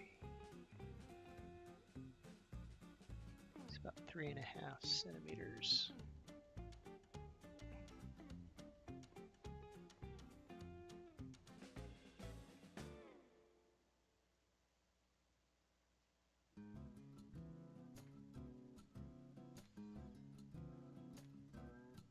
Make sure I measured that right. There to there's 1, 2, 3. It's a little hard to read this ruler. Yeah, about 3.5 centimeters. So let me check that again. 1, 2, 3. So it's a little bit long. Well, how is that elbow? Shoulder to elbow looking. Let's see. I think it's very important to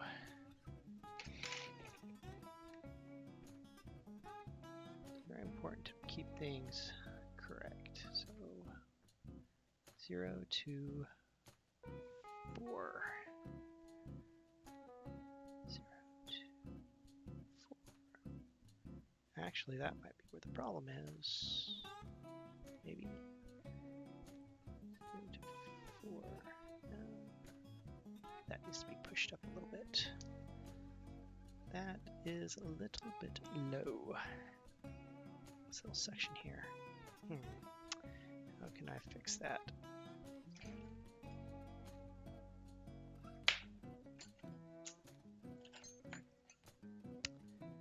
Try this. Chop you off right there.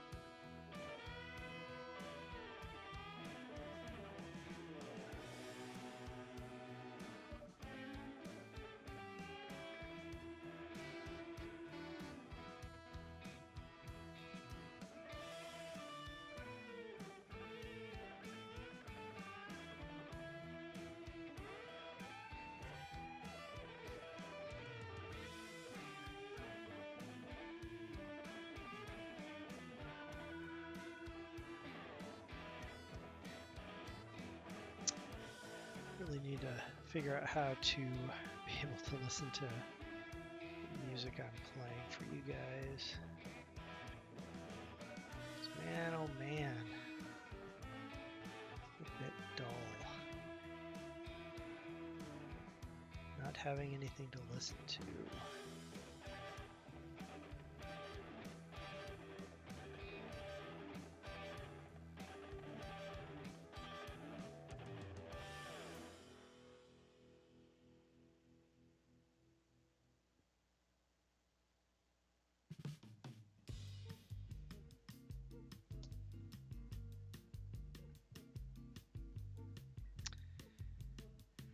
Lost all my viewers. I wonder if I can generate viewers in the middle of a stream. I'm gonna find this out. How can I do this? I'm gonna do it through, let's see here. Derp, derp, derp. There we go. And do this.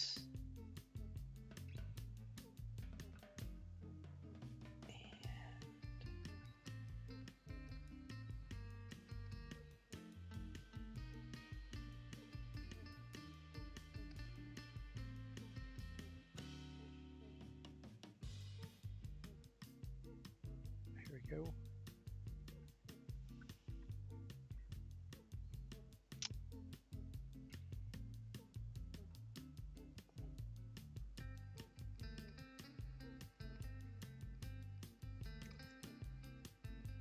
There we go.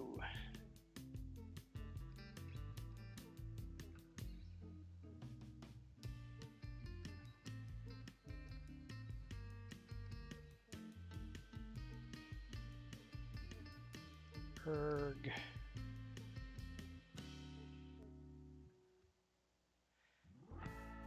I've never tried taking a picture in Instagram with my making it live. It's always been, it's fine, whatever. I will just take a picture and make it in portrait mode because that makes it look nice and get really far back. Frame.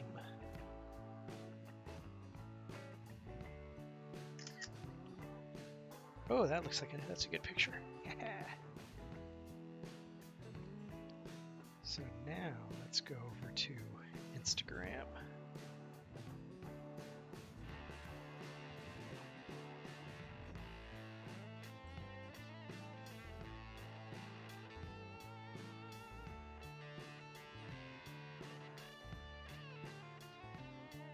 Next.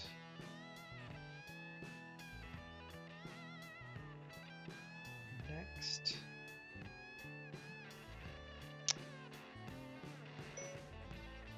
Hey everyone! Exclamation point. I'm live on Twitch doing this sculpture. Feel free to stop on by and check it out.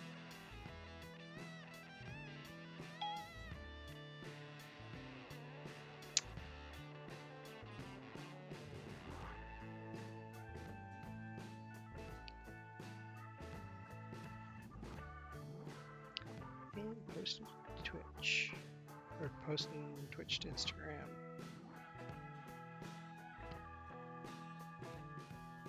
What else can I do? Facebook.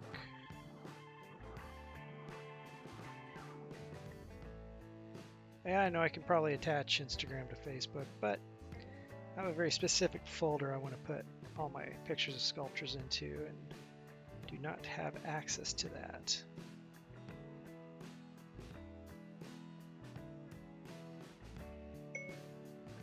Hey everyone, I'm doing this Sculpt live on Twitch. Come stop by and check it out.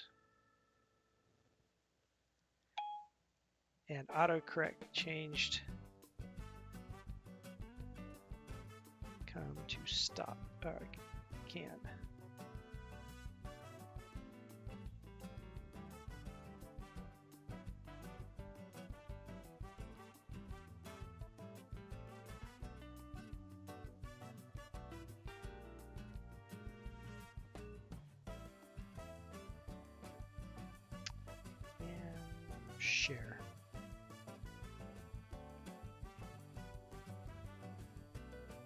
Share now.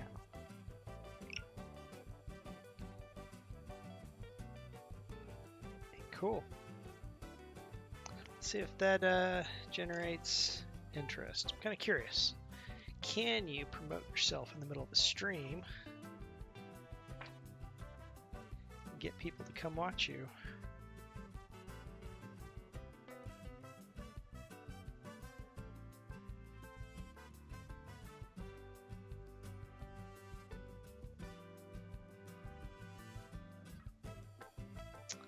No idea, but we'll find out.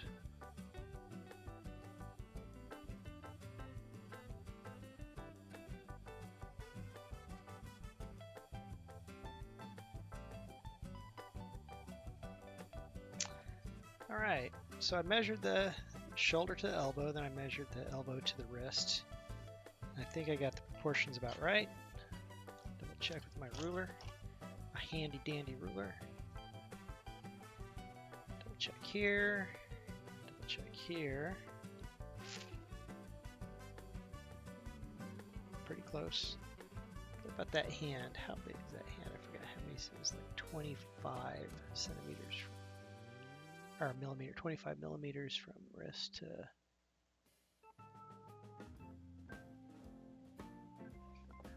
luckily I've got a flexible ruler, so that's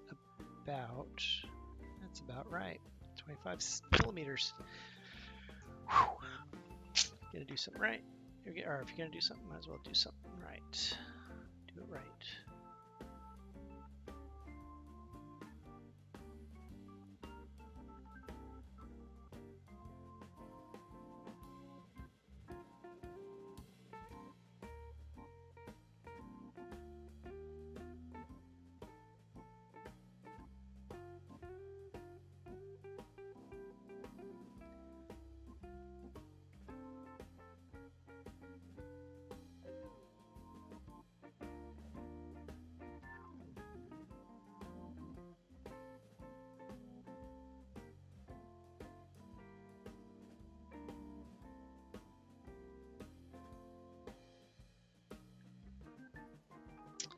I feel like these fingers are very thick.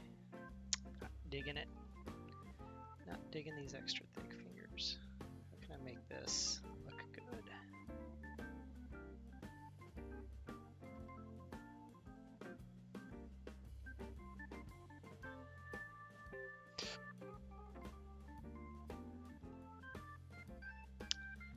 Oh, you know what I should post on? I should post on LinkedIn. A good response for posting on LinkedIn when I did my tutorial, but it seems less sculpture-y friendly or more tech friendly.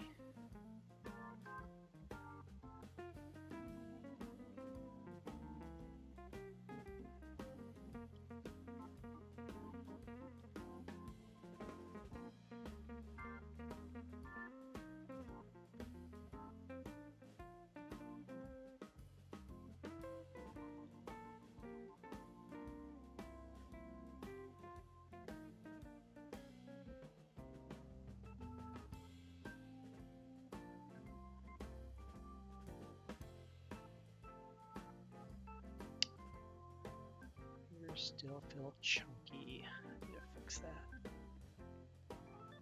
How can I fix it? Well, if they're chunky, the problem is there's too much material, and no matter how much I try to smooth down, it will not make it any less chunky. It just pushes the chunkiness off somewhere else. So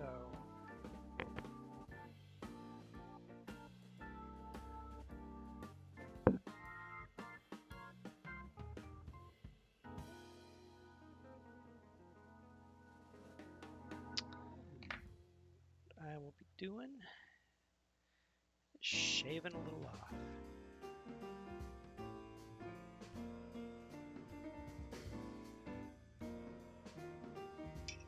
What part do I like? What part do I not like? Kind of like the underside. Kinda.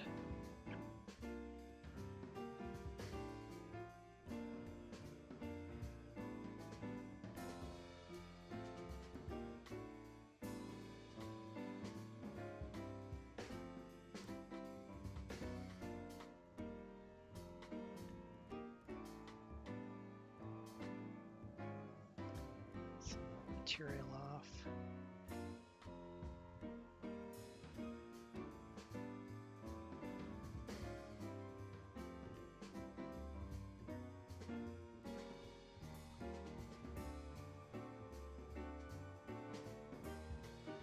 Anybody out there in internet land has tips for me sculpting, I'd love to hear it, because I am a novice when it comes to sculpting.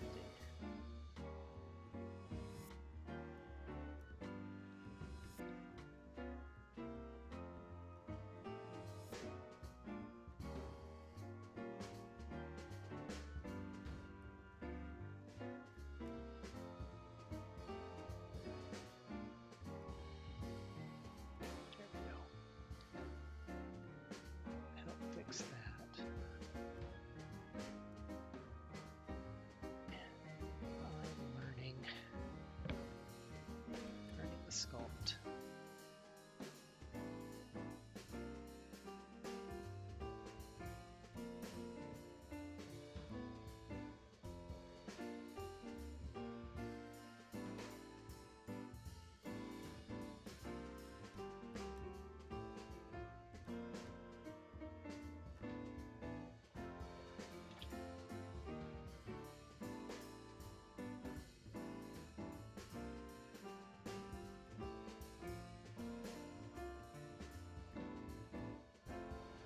Ah! Don't drop the X-Acto in your lap. That's not good.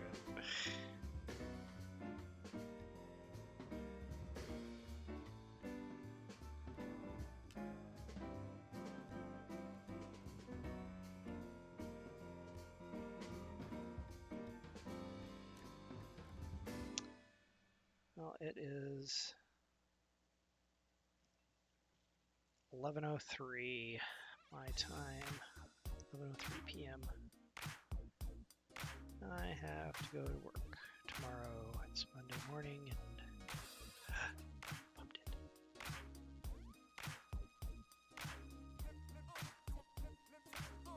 Now I need to get some rest. I haven't been getting a lot of sleep lately. Just a lot of things happening.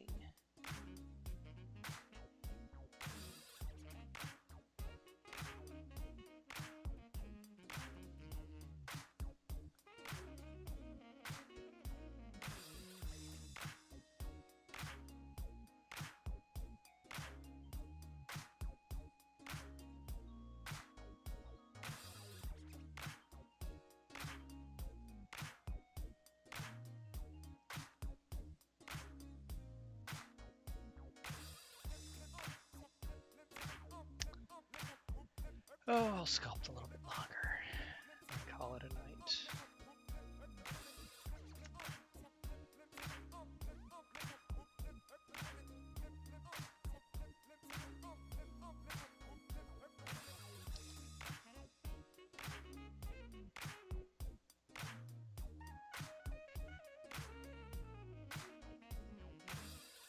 I was hoping to kind of have these fingers together, but more than they are. No dice. Well, maybe I'll be able to.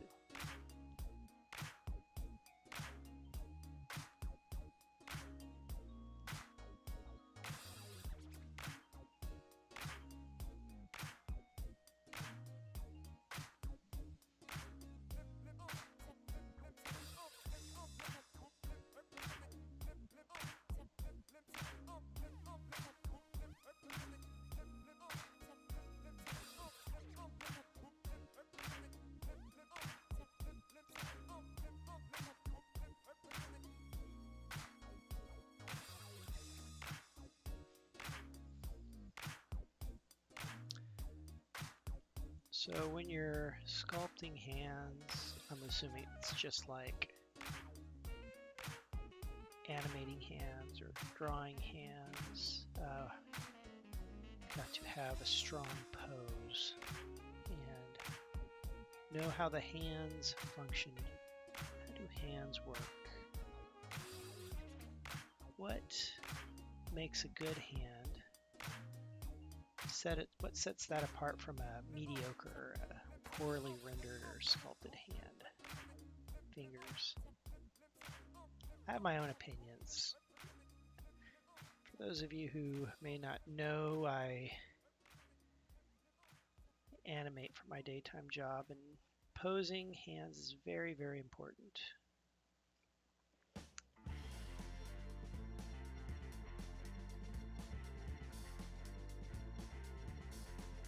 So one of the things you have to think about is how fingers angle in. So if you have a hand, right, and you close your fist, I'm just going to naturally just let my fingers curl. And you can see how my fingers start pointing towards a spot somewhere like here, right? If you drew an imaginary line, it'd be kind of like all angled in, you know. So that's one thing. Hands angling in. What else makes a hand a good strong hand pose? Well, these are all, by the way, these are all just general terms, general things to think about. There are always exceptions to rules. But fingers tend to group together. When I animate, I definitely group fingers together. Makes them look more natural. You got the Hogarth hand. Brr, Hogarth. And you know, whatever Bernie Hogarth, Hogarth hand. But you really have these three fingers tend to group together, right? And then these two fingers tend to group together, and it has to do with the way the tendons are in your hand and how they work together, and how this ring finger is reliant on the tendons that are in the middle of the pinky. So it's really hard. I can't, if I put my hand on the table and I try to lift my ring finger, I can't, but I can lift my middle finger, I can lift my pinky. I don't know if you can see that too well. I put my knuckles down so they're flat. I can lift my pinky, I can stick out my middle finger, I can lift my index easy enough. But if you put out your ring finger, no matter how hard I try, I cannot lift my ring finger off the table with my knuckles are all touching the table. I cannot do it. It has to do with the way that everything works in here. Because of that, fingers tend to group together. These two tend to, you know, but as a whole, these three tend to group together. And back in the olden days of making video games, if you ever see the old characters, they'd have mitten hands where these, because you know we had polygon limits and joint limits and what have you, and so to save on memory and have a smaller footprint, they'd build the joints out from the wrist. They'd have a joint here and here and maybe here if you're lucky. So you could possibly get a full curl of these fingers, and these would all work together. And it was kind of like a big smushy looking piece of Geo that all these fingers work together. And then this would have its own joints, because you know usually you're a firing gun, and of course you have to have a thumb to be a human, right? So that's what they would do. So it all works with posing of hands, and in this case, this guy's like, it's his right hand, right? He's like this. I think I'm trying to keep these fingers grouped together with that pose. I'm not quite getting the shape just yet, but I'm trying. I think the inside of the hand looks a lot better than the outside of the hand. Still a bit chunky though. I've gotta fix that.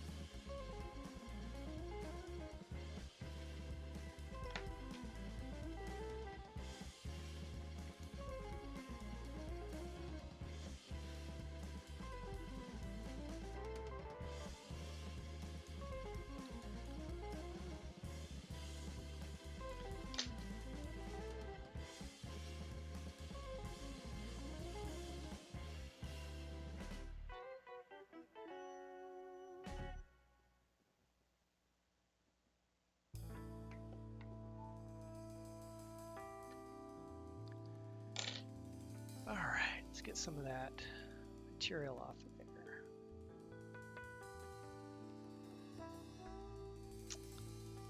Those of you who are just tuning in, thank you.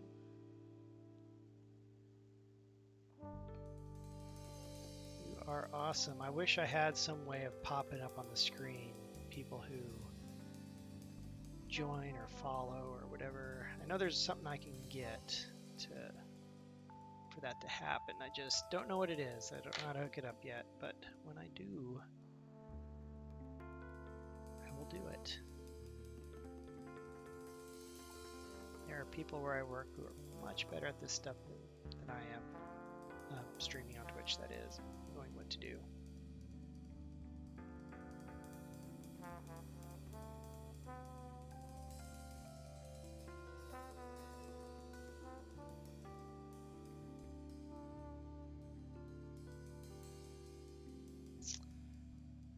Probably give this another 15 minutes and call it a night.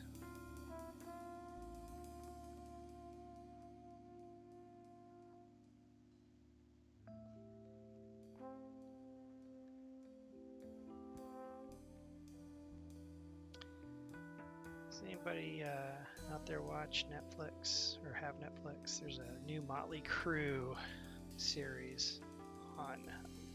Interested in checking out. Motley Crue fan back in the day.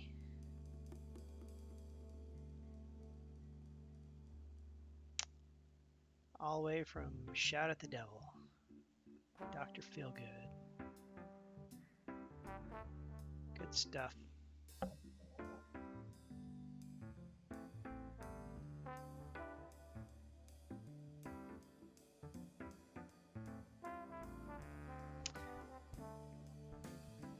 Fingers still feel chunky to me. Not quite there yet.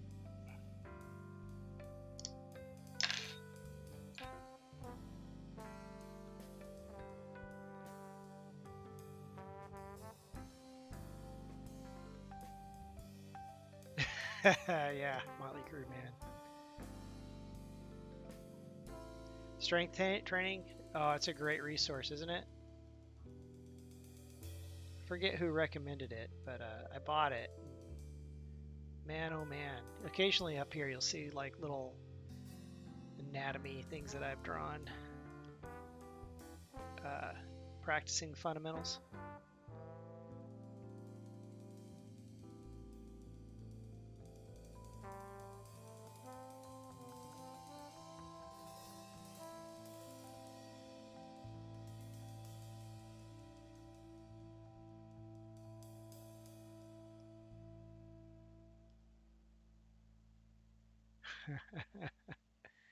No, I didn't write the book. It was suggested to me as forget by who. Like, this is a great reference for artists.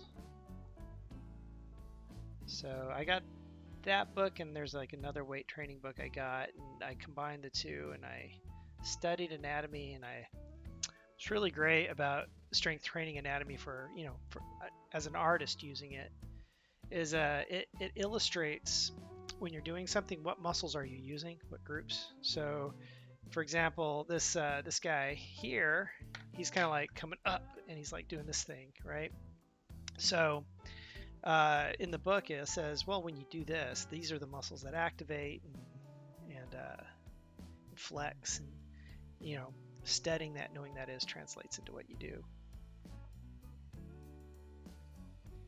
You know what? I have not seen The Walking Dead in quite some time. I know I'm wearing the Walking Dead shirt. This was given to me by one of my teammates, and I'm a big fan. I've got the novels, but I just there's some point in the series I just kind of like tuned out. I don't know what it was.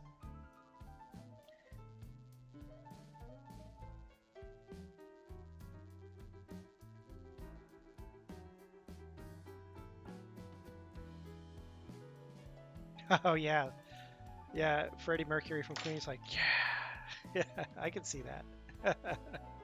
It's cool. Somebody did a speed sculpt, or not speed, but time lapse of their sculpt of, of Freddie Mercury. It's amazing, amazing sculpt.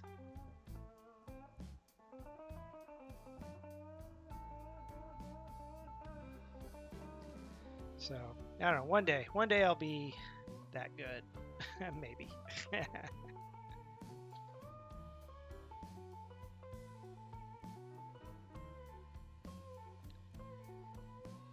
Yes.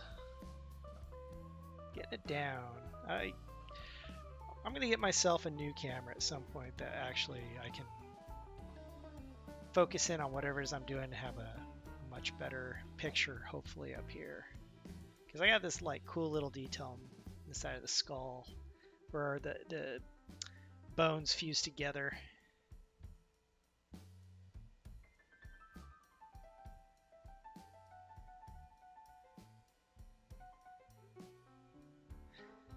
So this being an anatomy study, so ever since I was a kid in high school, I kind of got the concept of learning fundamentals and studying and practicing. And while all my friends were drawing comic books and X-Men and stuff like that, I studied Frank Frazetta and some of the fantasy artists that people consider masters. I don't know what kind of camera I'm looking at yet. Something affordable but works really well. But I'll investigate. I'll do my research. I'll see what other streamers use that do this kind of stuff. There's one guy who has this camera, and he like wears it right here, and you can see everything that he's doing, and it's just really, really nice. I might try something like that sometime. But yeah, you got to learn the fundamentals whenever you do something. So this side is going to be kind of like, I'm going to flesh it out more of a skeleton. And this side is going to be all muscle anatomy. And yeah, I'm just going to learn. I'm new to sculpting, so to speak, physically sculpting. But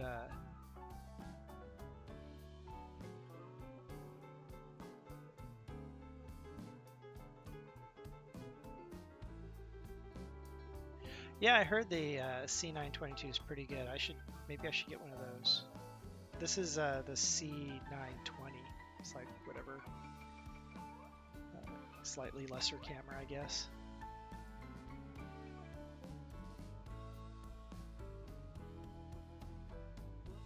Nice.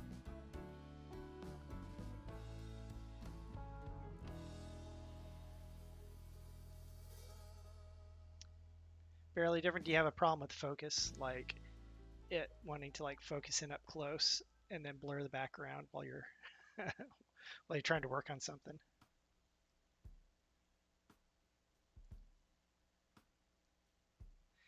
Focus is tricky. That's kind of why I'm thinking maybe a nicer camera that kind of like it's like boom right here, and then I can have one like on the neck, so you can kind of like get a couple different views.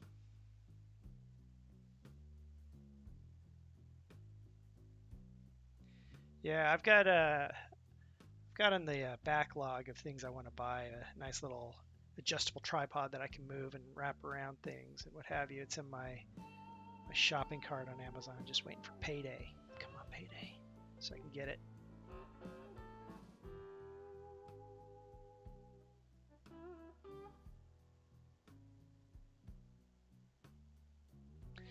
Oh yeah, you know what's really cool about this magnifying? I don't know if I. This is so ghetto rigged right now. This is MacGyvered. I've got it set up so that if I'm very careful. Whoa, I can actually dip this down and look through the magnifying glass at something that I'm working on. Let's bring this in here into view. So I thought it was clever. This is totally, it's totally MacGyvered. Whoop. Bring that back down and pull this back up. So my thought is I'd love to do this a little bit more professionally, getting this camera set up here. So I want to get one of those tripods that I can wrap around like the arm of this. And maybe it's a little bit more sturdy. Yeah, I definitely want to run the two cameras, like a really nice one that goes right onto the work, and then one that can move around and what have you. 4 cams. Yeah, I wonder how many cams I can fit onto one screen. 10 cams. Definitely. No, nobody needs to see me, right? It'll just be hands and art.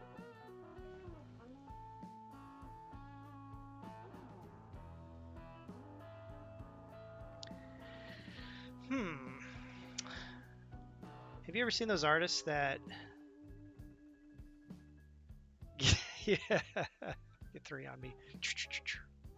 Yes. Down here and here and here and here. Have you ever seen those artists that illustrate and or paint and they're like a printer? They just start on one end and just go and it's like they just work across the page and it's like amazing artwork. I don't know how they do this type of artwork. I know a guy. I worked with a guy. And he could do that, and he did some of the most amazing digital paintings. He did caricature and that sort of thing, and yeah, there's some sort of like skill level set that that they have that I do not have. I'm kind of all over the place. I'm like, I'm gonna work up here, and then I'm gonna work over here, and then I'm gonna work over here. So when I draw, it's like I'm gonna rough it out, and I'm gonna sit here, and I'm gonna concentrate on this spot. But man, those people, it'd be cool to be able to just sculpt like that. Just start in one spot, just go make it all work and function. So I think I'm going to put an eyeball in that right socket, his right socket, right there, for the muscle and anatomy.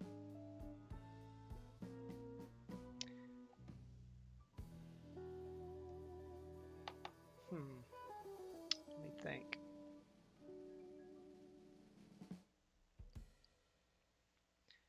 Whenever I work, I like to stop and I like to think about what I'm getting ready to do, and usually have a plan of attack. My day job, I'm an animator, make video games, right? So I'll get a task of doing something, and I usually sit there and I'll be like, how am I going to do this? And I gather all my resources and I think about it, and I'll spend, when I'm allowed, I'll spend like half a day figuring out what I'm going to do. And then once I figured it out, I like, boom, I dive in and I kind of like tackle the subject, and I usually get it done really fast, and a lot faster than people who just kind of like just straight into it. I could go straight into it too, but it definitely more likely to stumble along the way.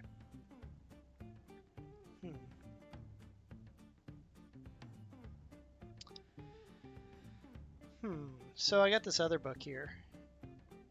It's right behind this one. Modeling the Figure in Clay. See it? Oh, Modeling the Figure in Clay.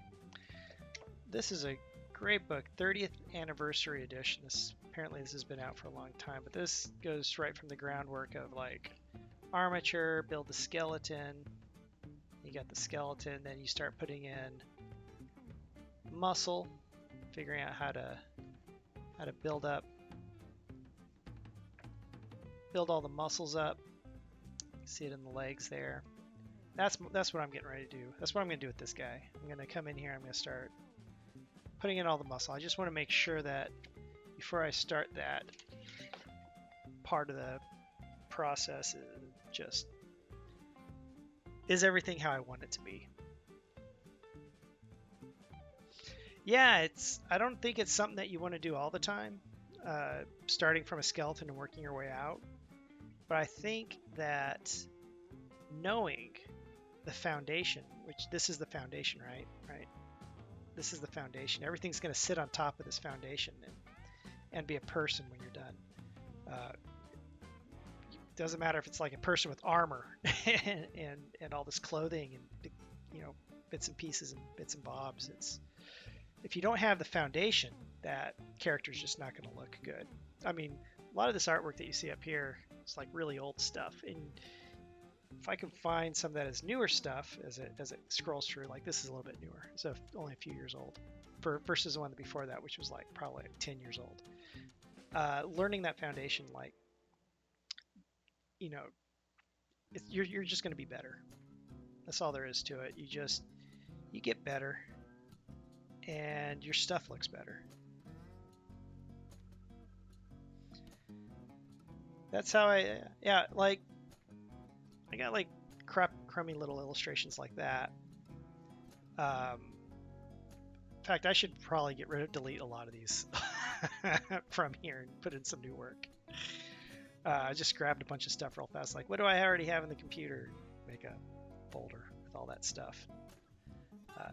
Really need to take the time to scan a bunch of that stuff in, newer stuff. But yeah, but you can usually see the difference between like good stuff and like not so good stuff, because as you learn, you build the foundation, and soon you don't need to know the skeleton because you've already got its muscle memory. You know how it looks and how it feels, and you build the muscles on top of that.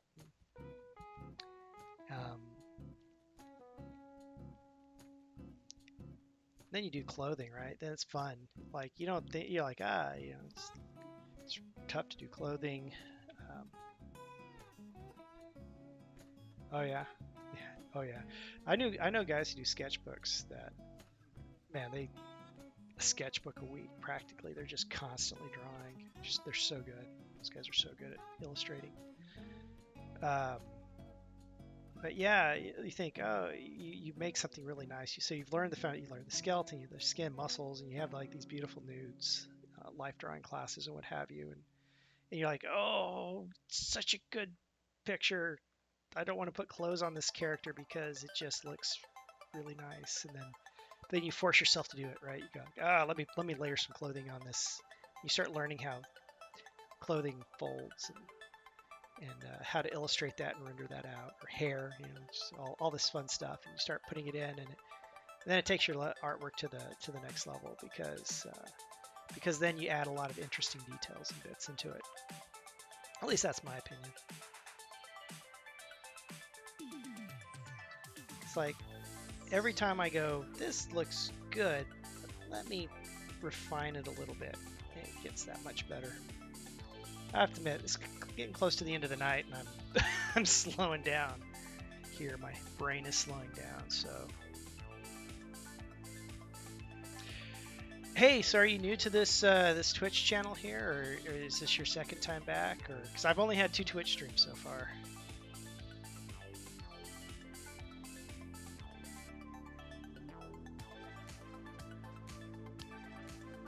Oh, sweet, man! I love it.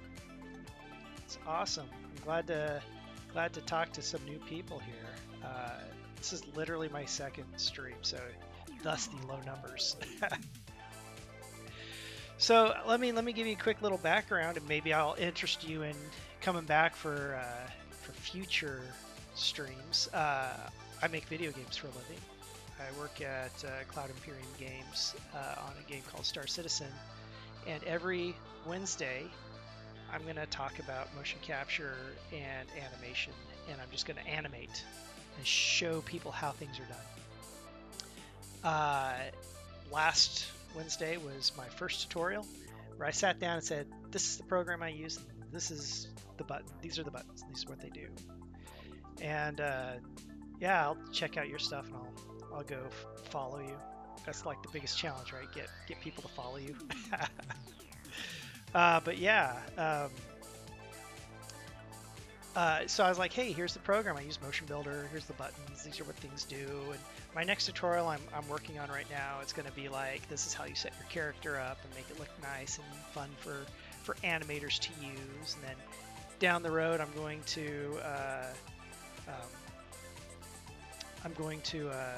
bring in motion capture. I'm going to show how you take motion capture and put it on, and how you edit that motion capture for a video game, because there's very specific technical things that you have to do. Animating for a game is way different than a movie or cinematic or something like that. There's a lot of things you have to think about. Not that cinematic artists aren't good, or people who do movies and commercials and stuff, they're amazing. They have a lot to think about, but there's a different mindset with creating video games. And yeah, definitely friend request is awesome. And check out my links down below. And got whatever Instagram and my website and what have you. Tumblr, I think. Tumblr. I don't go on Tumblr all that often, but yeah, check it out. It's cool. And yeah, very cool. But yeah, every Wednesday I'm going to try to do this. For last week was like a 3-hour thing. You can check out my YouTube channel if it ever disappears after 14 days here on Twitch, right? Things go away after 14 days. But yeah, you can check it. They'll live forever on YouTube, right? Go check out my YouTube and you can see my first 3.5 hour talk about nothing. But yeah, I'm gonna do some animation, and then after I animate for like an hour and show things, I'll stop my stream and restart it, kind of like cut and start a new video, and I think I'll just animate. And I don't think a lot of people know what goes into 3D animation. And yeah, so it is 11:33, and I think it is time for me to sign off because my brain has stopped functioning at this point in time. But dude, I'm so happy you stopped by, and all of you, and or if I can get in on the skeleton before I have to sign out for the day. Try to get this. If you go to my Instagram, I've got some nice pictures of this stuff that I do, so you can kind of get a little bit better, perspective on kind of what's in there. I think the ribs are a little thick and chunky. I don't know. At some point, I'll probably make them a little bit thinner and a little more realistic. But yeah. All right, guys. So I come over here and get ready to launch my splash screen. I plan on doing tutorials every Wednesday, and I plan on doing something creative and crafty every Sunday at 8:30 p.m. Central Standard Time. So yeah, I hope to see you all real soon.